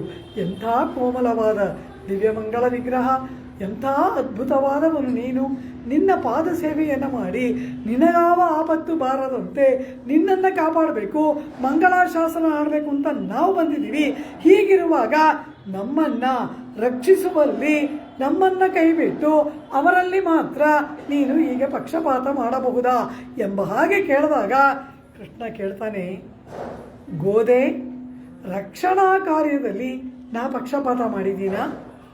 ನಿಮ್ಮನ್ನು ಕೈ ಬಿಟ್ಟಿದ್ದೀನ? ಅವರನ್ನು ಮಾತ್ರ ರಕ್ಷಣೆ ಮಾಡಿದ್ದೀನ? ದೇವತಾ ರಕ್ಷಣೆ ಎಂಬತಕ್ಕಂತಹ ಸತ್ಕಾರ್ಯ ಮಾಡಿದ್ದನ್ನು ಒಂದು ದೋಷವಾಗಿ ಹೇಳ್ತಾ ಇದ್ದೀರಲ್ಲ, ಇದು ಸರಿಯಾ ಎಂಬುದಾಗಿ ಕೃಷ್ಣ ಕೇಳಿದಾಗ ಆಂಡಾಳು ಹೇಳ್ತಾಳೆ, ಶಪ್ಪಮುಡೆಯಾಯ್ ತಿರಲುಡೆಯಾಯ್ ಶತ್ತಾರ್ಕ ವೆಪ್ಪಂ ಕೊಡುಕ್ಕಂ ವಿಮಲಾ ತುಯಿಲೆಯಾಯ್. ವಿಮಲಾ, ಯಾವ ದೋಷವೂ ಇಲ್ಲದವನು, ನಿಖಿಲ ದೋಷ ಅಸಂಸ್ಪೃಷ್ಟಂ. ಪರಮಾತ್ಮನಿಗೆ ದೋಷದ ಲೇಷವೂ ಇಲ್ಲ. ಅಖಿಲ ಹೇಯ ಪ್ರತ್ಯನೀಕ ಸಮಸ್ತ ಕಲ್ಯಾಣೈಕದಾನ. ದೋಷದ ಸ್ಪರ್ಶವೇ ಇಲ್ಲದವನು ಪರಮಾತ್ಮ. ನಮಾಂ ಕರ್ಮಾಣಿ ಲಿಂಪಂತಿ ನಮೇ ಕರ್ಮಫಲೇ ಸ್ಪೃಹ. ಪರಮಾತ್ಮನಿಗೆ ದೋಷದ ಲೇಷವೂ ಇಲ್ಲ, ದೋಷದ ಸ್ಪರ್ಶವೇ ಇಲ್ಲದವನು, ಪರಮ ಪರಿಶುದ್ಧನಾದವನು, ವಿಮಲ ತುಯಿರಳಾಯ್. ಮಲ ಅಂದರೆ ಯಾವ ದೋಷ? ಪುಣ್ಯಪಾಪ ರೂಪವಾದ ಕರ್ಮದಿಂದ ಶರೀರ ಏರ್ಪಡುತ್ತೆ. ಈ ಶರೀರದಲ್ಲಿ ಸಕಲ ಮಲಗಳೂ ಇದೆ. ಇಂತಹ ಪುಣ್ಯಪಾಪ ರೂಪವಾದ ಆ ಕರ್ಮಗಳ ಒಂದು ದೋಷವೋ, ಶರೀರದಿಂದ ಪಾಂಚಭೌತಿಕವಾದ ಶರೀರದಿಂದ ಏರ್ಪಡುವ ದೋಷವೋ, ಅಥವಾ ನಮ್ಮಲ್ಲಿ ಸತ್ವರಜಸ್ತಮೋ ಗುಣಗಳ ಏರುಪೇರಿನಿಂದ ಏರ್ಪಡ್ತಕ್ಕಂತಹ ಗುಣಗಳಲ್ಲಿನ ದೋಷವೋ, ಇದಾವುದೂ ಇಲ್ಲದವನು ಪರಮಾತ್ಮ. ಆದ್ದರಿಂದಲೇ ಅವನನ್ನ ಅಖಿಲ ಹೇಯ ಪ್ರತ್ಯನೀಕ ಎಂಬುದಾಗಿ ಶಾಸ್ತ್ರಗಳು ಕೇಳುತ್ತೆ. ಹೇಯ ಪ್ರತಿಭಟನಾದವನು. ಹಾಗಾದರೆ ಹೇಯ ಗುಣ ಇಲ್ಲ ಅಂದರೆ ಒಳ್ಳೆಯದು ಇಲ್ವಾ? ಸಮಸ್ತ ಕಲ್ಯಾಣೈಕದಾನ, ಸಮಸ್ತ ಮಂಗಳಕರವಾದ ಗುಣಗಳಿಗೂ ಆಶ್ರಯಭೂತನಾದವನು. ಹೇಯವಾದದ್ದು ಒಂದೂ ಇಲ್ಲ. ಸಮಸ್ತ ಕಲ್ಯಾಣ ಗುಣಗಳಿಗೆ ಆಕರನಾದವನು ಪರಮಾತ್ಮ. ನಿನಗೆ ದೋಷವಾ ಪರಮಾತ್ಮ? ವಿಮಲ ಎಂಬುದಾಗಿ ಹೇಳ್ತಾಳೆ. ಶಪ್ಪಮುಡಯಾಯ್. ಶಪ್ಪಂ ಅಂದರೆ ಏನು? ನಿಷ್ಪಕ್ಷಪಾತ, ಇಂಪಾರ್ಶಿಯಾಲಿಟಿ, ಪಾರ್ಶಿಯಾಲಿಟಿ ಎಂಬುದು ನಿನಗೆ ಇಲ್ಲ. ಗೀತೆಯಲ್ಲಿ ಏನು ಹೇಳ್ತಾನೆ? ಸಮೋಹಂ ಸರ್ವಭೂತೇಷು ನ ಮೇ ದ್ವೇಷ್ಯೋಸ್ತಿ ನ ಪ್ರಿಯ. ನನಗೆ ಎಲ್ಲ ಜೀವರಾಶಿಗಳಲ್ಲಿ ಸಮಾನವಾದ ಪ್ರೇಮ, ನನಗೆ ಪ್ರಿಯರಾದವರೂ ಇಲ್ಲ, ದ್ವೇಷಿಗಳೂ ಇಲ್ಲ. ಆದರೆ ಅಂತ ಬಂದ್ರೆ ಅಲ್ಲಿ ಏನೋ ಇದೆ ಅಂತ ಅರ್ಥ. ಸಮೋಹಂ ಸರ್ವಭೂತೇಷು ನ ಮೇ ದ್ವೇಷ್ಯೋಸ್ತಿ ನ ಪ್ರಿಯ. ಆದರೆ ಯೇ ಭಜಂತಿ ತು ಮಾಂ ಭಕ್ತ್ಯ ಮಯಿತೆ ತೇಷು ಚಾಪ್ಯಹಂ. ಯಾರು ಅನವರತ ನನ್ನನ್ನು ಭಜಿಸುತ್ತಾರೋ ಅವರಲ್ಲಿ ನಾನು, ನನ್ನಲ್ಲಿ ಅವರು ಅಂತಾನೆ. ಈ ರೀತಿ ಆಶ್ರಿತರ ವಿಷಯದಲ್ಲಿ ಪಕ್ಷಪಾತವನ್ನು ಉಳ್ಳವನೇ ಪರಮಾತ್ಮ. ನೀನು ನಿಷ್ಪಕ್ಷಪಾತಿ. ಪ್ರಹ್ಲಾದನನ್ನು ರಕ್ಷಿಸಿದಂತೆ ಹಿರಣ್ಯನನ್ನೂ ರಕ್ಷಣೆ ಮಾಡಿದೀಯ. ಹಾಗೆ ನೀ ಮಾಡದೆ ಹೋಗಿದ್ದಿದ್ರೆ ಹಿರಣ್ಯ ಎಂಬ ಒಬ್ಬ ವ್ಯಕ್ತಿನೇ ಇರ್ತಾ ಇರಲಿಲ್ಲ. ಪ್ರಹ್ಲಾದ ಇದನ್ನು ಹೇಳ್ತಾನೆ. ನನ್ನಲ್ಲೂ ಇದಾನ ಅಂತ ಕೇಳ್ತಾನೆ. ನಿನ್ನಲ್ಲೂ ಇದ್ದಾನೆ. ಅವನು ನಿನ್ನಲ್ಲಿ ಇಲ್ಲದೆ ಹೋಗಿದ್ದಿದ್ರೆ ನನ್ನಲ್ಲಿ ಇದಾನ ಅಂತ ಕೇಳಕ್ಕೆ ನೀನೇ ಇರ್ತಿರ್ಲಿಲ್ಲ ಅಂತಾನೆ ಪ್ರಹ್ಲಾದ. ಎಲ್ಲರನ್ನ ಪರಮಾತ್ಮ ರಕ್ಷಣೆ ಮಾಡ್ತಾನೆ. ಆದರೆ ಆಶ್ರಿತರ ವಿಷಯದಲ್ಲಿ ಪಕ್ಷಪಾತ, ಆಶ್ರಿತರ ವಿಷಯದಲ್ಲಿ ಪರಮಾತ್ಮ ರುಜು ಸ್ವಭಾವ. ಅವರಲ್ಲಿ ಪರಮಾತ್ಮ ಹುಚ್ಚುಮರೆ ಮಾಡಲ್ಲ. ಶೂರ್ಪಣಖಿ ಬರ್ತಾಳೆ, ಯಾರು ನೀನು ಅಂತಾಳೆ. ಇಡೀ ರಾಮಾಯಣವೆಲ್ಲ ಹೇಳ್ತಾನೆ. ಬೇಕಾಗಿತ್ತಾ? ಏನೋ ಬಂದ್ವಿ ಕಾಡಲ್ಲಿ ನೋಡೋಕ್ಕೆ ಅಂತ ಹೇಳಿದ್ರೆ ಆಗಿರೋದು. ನಾನು ದಶರಥನ ಮಗ, ನನ್ನ ತಾಯಿ ಕೌಸಲ್ಯೆ, ಕೈಕೇಯಿ ವರ ಕೇಳಿದ್, ಇದೆಲ್ಲ ಪುರಾಣ, ಅವಳಿಗೆ ಯಾಕೆ? ಆದರೆ ಪರಮಾತ್ಮನದು ಪಾರದರ್ಶಕವಾದ ಸ್ವಭಾವ ಅಂದ್ರೇನು? ನಿಷ್ಪಕ್ಷಪಾತವಾಗಿ ಎಲ್ಲರೊಡನೆ ಪಾರದರ್ಶಕವಾಗಿ ಬೆರೆಯುವ ಗುಣ. ಆ ಗುಣ ನಿನ್ನಲ್ಲಿ ಉಂಟಲ್ಲವಾ ಪರಮಾತ್ಮ? ಆದ್ದರಿಂದ ನೀನು ಪಕ್ಷಪಾತಿ ಅಲ್ಲ. ಶಪ್ಪಮುಡಯಾಯ್. ಆದರೆ ಆ ಗುಣದಿಂದಲೇನೆ ಆಪತ್ತು ಬಂದ್ಬಿಡುತ್ತೆ. ಯಾರ್ಯಾರ ಹತ್ರ ಏನೇನು ಹೇಳಬೇಕೋ ಅದನ್ನು ಹೇಳಬೇಕು. ಎಲ್ಲರ ಹತ್ರ ಎಲ್ಲ ಹೇಳಿದ್ರೆ ಅವರಿಂದ ಆಪತ್ತು ಬರುತ್ತಲ್ವಾ? ಶೂರ್ಪಣಖಿಗೆಲ್ಲ ಒಪ್ಪಿಸ್ದ, ಅವಳು ಹೋದ್ಲು, ರಾವಣಂಗೆಲ್ಲ ಹೇಳಿದ್ಲು, ರಾವಣ ಬಂದ, ಸೀತಾಪಹರಣ ಮಾಡಿದ, ಆಪತ್ತು ಏರ್ಪಡ್ತಾ. ಆದ್ದರಿಂದ ಎಲ್ಲರ ಕೂಡ ಆರ್ಜವ ಸ್ವಭಾವ ಇರಬಾರ್ದು. ಎಲ್ಲಿ ಪಾರದರ್ಶಕವಾಗಿರಬೇಕು ಅಲ್ಲಿರಬೇಕು, ಎಲ್ಲಿ ಮರೆ ಮಾಡಬೇಕು ಅಲ್ಲಿ ಮಾಡಬೇಕಲ್ಲವಾ? ಹಾಗಿಲ್ಲದೆ ಈ ಪರಮಾತ್ಮ ಸತ್ಯ ಸಂಕಲ್ಪ ಕೃತಿತ್ವ ಕೃತಜ್ಞತಾದ್ಯ ಸಂಖ್ಯೇಯ ಕಲ್ಯಾಣ ಗುಣಗಣೌಘ ಮಹಾರ್ಣವ ತಿರಲುಡಯಾಯ್. ತಿರಲ್ ಬಲವನ್ನ ಹೇಳ್ತಾಳೆ. ಪರಮಾತ್ಮನ ಬಲವನ್ನ ನಾವು ಹೇಳಬೇಕು. ಒಂದೇ ಒಂದು ದೃಷ್ಟಾಂತ ಕೊಟ್ಟರು ವ್ಯಾಖ್ಯಾತ. ನಿರ್ಬುಧ ಅಂತಲ್ಲ ಸಂಖ್ಯೆಗಳು, ನಮಗದೆಲ್ಲ ಗೊತ್ತೇ ಇಲ್ಲ. Million to the power of billion, ಅದೆಲ್ಲ ನಮಗೆ ಆ ಸಂಖ್ಯೆಗಳನ್ನು ಊಹಿಸ್ಕೊಳ್ಳೋಕ್ಕೂ ಆಗಲ್ಲ. 30 ನಿರ್ಬುಧ ಆನೆಗಳು. ಈ 1000 ಕೋಟಿ ಆದಮೇಲೆ ಪದ್ಮ, ಶತಪದ್ಮ, ಮಹಾಪದ್ಮ, ಇದೆಲ್ಲ ಸಂಖ್ಯೆಗಳು. ಅನಂತರ ನಿರ್ಬುಧ, ಮಹಾನಿರ್ಬುಧ ಅಂತೆಲ್ಲ ಸಂಖ್ಯೆಗಳು. ನಮ್ಮ ಭಾರತೀಯರಿಗೆ ಎಷ್ಟು ದೊಡ್ಡ ಸಂಖ್ಯೆಗಳು ತಿಳಿದಿದೆ ಅನ್ನೋಕ್ಕೆ ಇದೆಲ್ಲ ಸಾಕ್ಷಿ. ರಾವಣನ ಬಳಿ 30 ನಿರ್ಬುಧ ಆನೆಗಳು, 30 ಮಹಾಶಂಖದಷ್ಟು ಕುದುರೆಗಳು, 30 ಶತಕೋಟಿ ರಥಗಳು, 30 ಮಹಾಪದ್ಮದಷ್ಟು ಪದಾತಿಗಳು ರಾವಣನ ಮೂಲಬಲ. ಮೂಲಬಲ ಅಂದರೆ ರಿಸರ್ವ್ ಫೋರ್ಸ್. ರಾವಣ ಎಲ್ಲವನ್ನ ಕಳ್ಕೊಂಡ್ಬಿಟ್ಟ. ಅವನ ಅಮಾತ್ಯರು, ಮಂತ್ರಿ, ಸೈನ್ಯ, ಅವನ ಮಕ್ಕಳು ಎಲ್ಲ ಹೋಗ್ಬಿಟ್ಟು ಈಗ ಉಳಿದಿರುವುದು ಇದು ಒಂದೇ. ಈ ಮೂಲ ಬಲವನ್ನ ರಾವಣ ಯುದ್ಧಕ್ಕೆ ತಂದಾಗ ಅದಷ್ಟನ್ನೂ ಕೂಡ 1.5 ಗಂಟೆ ಕಾಲದಲ್ಲಿ ಏಕಾಂಗಿಯಾಗಿ ನಿರ್ನಾಮ ಮಾಡಿದವನು ಶ್ರೀರಾಮಚಂದ್ರ ತಿರಲುಡಯಾಯ್. ಆ ಬಲವನ್ನ ಹೇಳ್ತಾಳೆ. ಎಂಥ ಬಲಶಾಲಿ! ಆ ರಾಮನ ಬಲವನ್ನ ರಾವಣನೇ ಕೊಂಡಾಡ್ತಾನೆ. ತಮ್ಮನ್ಯೇ ರಾಘವಂ ವೀರಂ ನಾರಾಯಣಮನಾಮಯಂ ಯಸ್ಯ ವಿಕ್ರಮಮಾಸಾಧ್ಯ ರಾಕ್ಷಸಾಹ ನಿಧನಂಗತಾ. ಈ ಎದುರಿಗೆ ನಿಂತವನು ನಾರಾಯಣ ಎಂಬುದಾಗಿ ನಾನು ತಿಳಿದೆ ಅಂತ ರಾವಣ. ಎದುರಿಗಿರೋವನು ಸಾಮಾನ್ಯನಲ್ಲ, ಪರಮಾತ್ಮ. ತಮ್ಮನ್ಯೇ ರಾಘವಂ ವೀರಂ ನೀಯಸ್ಯ ವಿಕ್ರಮೈ. ಇದೆಲ್ಲ ರಾವಣನ ಮಾತು. ಇದುವರೆಗೂ ನನ್ನ ತೋಳ್ಬಲಕ್ಕೆ ಸಾಟಿಯಾಗಿ ಯುದ್ಧದ ಭೋಜನವನ್ನ ನನಗೆ ಯಾರೂ ಕೊಟ್ಟಿರಲಿಲ್ಲ, ಅದನ್ನು ಕೊಟ್ಟವನು ನೀನು ಅಂತ ರಾವಣ ಕೊಂಡಾಡ್ತಾನೆ. ರಾಮನ ಪರಾಕ್ರಮಕ್ಕೆ ಸೋತವನು ಈ ರಾವಣ. ಅಂತಹ ಕೃಷ್ಣ ಪರಮಾತ್ಮ ಮಹಾಭಾರತದಲ್ಲಿ 18 ಅಕ್ಷೌಹಿಣಿಗಳ ಯುದ್ಧ ಕೌರವ ಪಾಂಡವರಿಗೆ. ಆದರೆ ಇದಕ್ಕೆ ಮುನ್ನ ಕೃಷ್ಣ ಎಷ್ಟು ಯುದ್ಧಗಳನ್ನು ಮಾಡಿದ್ದಾನೆ. ಜರಾಸಂಧ, ಶಿಶುಪಾಲ, ಪೌಂಡ್ರಕ ವಾಸುದೇವ, ಶ್ರೀಮಾಲಿಕ, ಒಬ್ಬರ ಇಬ್ಬರ 32 ಅಕ್ಷೌಹಿಣಿಗಳನ್ನು ಕೃಷ್ಣ ಒಬ್ಬನೇ ನಾಶ ಮಾಡಿದ್ದಾನೆ ಯುದ್ಧದಲ್ಲಿ. ಅಪರಿಮಿತವಾದ ಬಲ ಪರಮಾತ್ಮನ ಬಲಕ್ಕೆ ಎಡೆಯುಂಟ, ಪರಮಾತ್ಮನ ಪರಾಕ್ರಮಕ್ಕೆ ಎಡೆಯುಂಟ. ಆದ್ದರಿಂದ ಪಾರದರ್ಶಕವಾದ ಗುಣದಿಂದ ಆಪತ್ತು ಏರ್ಪಟ್ಟರೆ ಅದನ್ನು ನಿವೃತ್ತಿ ಮಾಡುವ ಬಲವುಳ್ಳವನು ನೀನು. ತಿರಲುಡಯಾಯ್ ಶತ್ತಾರ್ಕ ವೆಪ್ಪಂ ಕೊಡುಕ್ಕಂ ವಿಮಲಾ ತುಯಿಲೆಯಾಯ್. ಇವನಿಗೆ ಯಾರು ಶತ್ರುಗಳು? ಸಮೋಹಂ ಸರ್ವಭೂತೇಶು ಅಂದ್ಬಿಟ್ಟ ಅಲ್ಲವ. ಎಲ್ಲವೂ ಪರಮಾತ್ಮನ ಸೃಷ್ಟಿ, ಅವನ ಮಕ್ಕಳು ಅಂದ ಮೇಲೆ ಇವನಿಗೆ ಯಾರು ಶತ್ರು ಅಂದರು? ತನ್ನ ಭಕ್ತರನ್ನ ಯಾರು ಹಿಂಸೆ ಮಾಡ್ತಾರೆ ಅವರು ಭಗವಂತನಿಗೆ ಶತ್ರು. ಪರಮಾತ್ಮ ನರಸಿಂಹನಾಗಿ ಬಂದ ಅವತಾರಗಳಿಗೆ ಕಾರಣ ಏನು ಅಂದರೆ ಈ ದುಷ್ಟರು ಅವನ ಭಕ್ತರು ಭಾಗವತೋತ್ತಮರ ಬಳಿಯಲ್ಲಿ ಪಡುವ ಅಪಚಾರವನ್ನು ಸಹಿಸದೆ ಪರಮಾತ್ಮ ಅವತಾರ ಮಾಡಿ ಬರ್ತಾನೆ. ಪರಿತ್ರಾಣಾಯ ಸಾಧೂನಾಂ ವಿನಾಶಾಯ ಚ ದುಷ್ಕೃತ. ಇದು 3 ಕಾರಣ ಹೇಳಿದ ಪರಮಾತ್ಮ ತನ್ನ ಅವತಾರಕ್ಕೆ. ಸಾಧು ಪರಿತ್ರಾಣ, ದುಷ್ಟ ಶಿಕ್ಷಣ, ಧರ್ಮ ಸಂಸ್ಥಾಪನ 3 ಕಾರಣಗಳನ್ನು ಗೀತೆಯಲ್ಲಿ ಹೇಳ್ದ. ಈ 3ರಲ್ಲಿ ಪ್ರಧಾನ ಯಾವುದು ಅಂದರು? ಸಾಧು ಪರಿತ್ರಾಣವೇ ಪ್ರಧಾನ ಹೇತು ಅಂದ್ಬಿಟ್ರು. ಭಕ್ತರನ್ನು ರಕ್ಷಿಸಬೇಕು, ಅದು ಮುಖ್ಯ. ಅದಕ್ಕೆ ಬಂದಾಗ ಇದು 2 ತಾನಾಗಿ ನಡೆಯುತ್ತೆ. ಪ್ರಹ್ಲಾದನನ್ನು ಕಾಪಾಡಬೇಕು, ಹಾಗೆ ಬರುವಾಗ ಹಿರಣ್ಯವಧೆ ಆಗುತ್ತೆ. ಪರಮಾತ್ಮ ಕೌರವಾದಿಗಳನ್ನು ಏನು ಹೇಳ್ತಾನೆ? ಪಾಂಡವಾನಾಂ ವಿಷಸೇ ರಾಜನ್ನೇ ಮಮ ಪ್ರಾಣಾ ಹಿ ಪಾಂಡವಾಹ. ನೀನು ಪಾಂಡವರಿಗೆ ಶತ್ರು, ಅದರಿಂದ ನನಗೂ ಶತ್ರು ಅಂತಾನೆ. ಭಾಗವತರ ಶತ್ರುಗಳು ಭಗವಂತನಿಗೆ ಶತ್ರು, ಭಗವಂತನಿಗೆ ಕೇಡು ಮಾಡುವವರು ಭಾಗವತರಿಗೆ ಶತ್ರುಗಳು. ಈ ರೀತಿ ಆ ಪರಮಾತ್ಮ ಶಕ್ತಾರ್ ಎಂದರೆ ಆಶ್ರಿತರಿಗೆ ಆಪತ್ತನ್ನು ತರ್ತಕ್ಕಂತಹ ಯಾರ್ಯಾರಿದರೋ ಅವರೆಲ್ಲರೂ ಕೂಡ ಪರಮಾತ್ಮನಿಗೆ ತನಗೆ ಶತ್ರುವಾಗಿ ಭಾವಿಸ್ತಾನಂತೆ.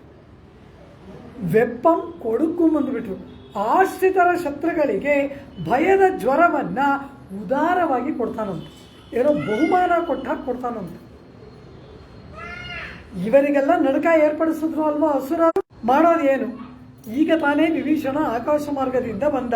ಸರ್ವಲೋಕ ಶರಣ್ಯಾಯ ರಾಘವಾಯ ಮಹಾತ್ಮನೇ ಅಂತೇಳಿ ರಾಮನಲ್ಲಿ ಶರಣಾಗತಿಯನ್ನು ಮಾಡಿ ವಿಭೀಷಣ ಬಂದನಲ್ಲವ. ಹಾಗೆ ಆ ವಿಭೀಷಣ ಏನು ಹೇಳ್ದ ಅಂದ. ಅವನು ನೋಡ್ದ, ಎಷ್ಟೆಲ್ಲ ಯುದ್ಧ ಮಾಡಿದ್ದೀನಿ, ಏನೆಲ್ಲ ಮಾಡಿದ್ದೀನಿ, ಇಷ್ಟು ಬೇಗ ಯಾವುದೂ ಫಲ ಕೊಡಲಿಲ್ಲ. ಫಲ ಕೊಟ್ಟಿದ್ದು ಯಾವುದು? ಶರಣಾಗತಿ. ಬಂದೆ, ರಾಮನ ಕಾಲಿಡ್ದೆ, ರಾಮ ಅಂಗೀಕಾರ ಮಾಡೇ ಬಿಟ್ಟಲ್ಲ. ಆದ್ದರಿಂದ ಓಹೋ, ಶರಣಾಗತಿಗೆ ಬೇಗ ಫಲ ಸಿಗುತ್ತೆ ಅಂದ್ಬಿಟ್ಟು ರಾಮನಿಗೆ ಹೇಳ್ತಾನಂತೆ, ಸಮುದ್ರ ರಾಜನನ್ನ ಕುರಿತು ಶರಣಾಗತಿ ಮಾಡು. ಇವರು ಅವ್ರ ಹತ್ರ ಹೋಗ್ತಾರೆ. ಹಾಗೆ ವಿಭೀಷಣ ತನಗೆ ಫಲಿಸಿದ್ದು ಶರಣಾಗತಿ. ಆದ್ರಿಂದ ರಾಮನಿಗೂ ಅದನ್ನೇ ಹೇಳ್ತಾನಂತೆ. ಆಯ್ತು, ಬಂದಿದ್ದಾನಲ್ವಾ, ಅವನ ಮಾತು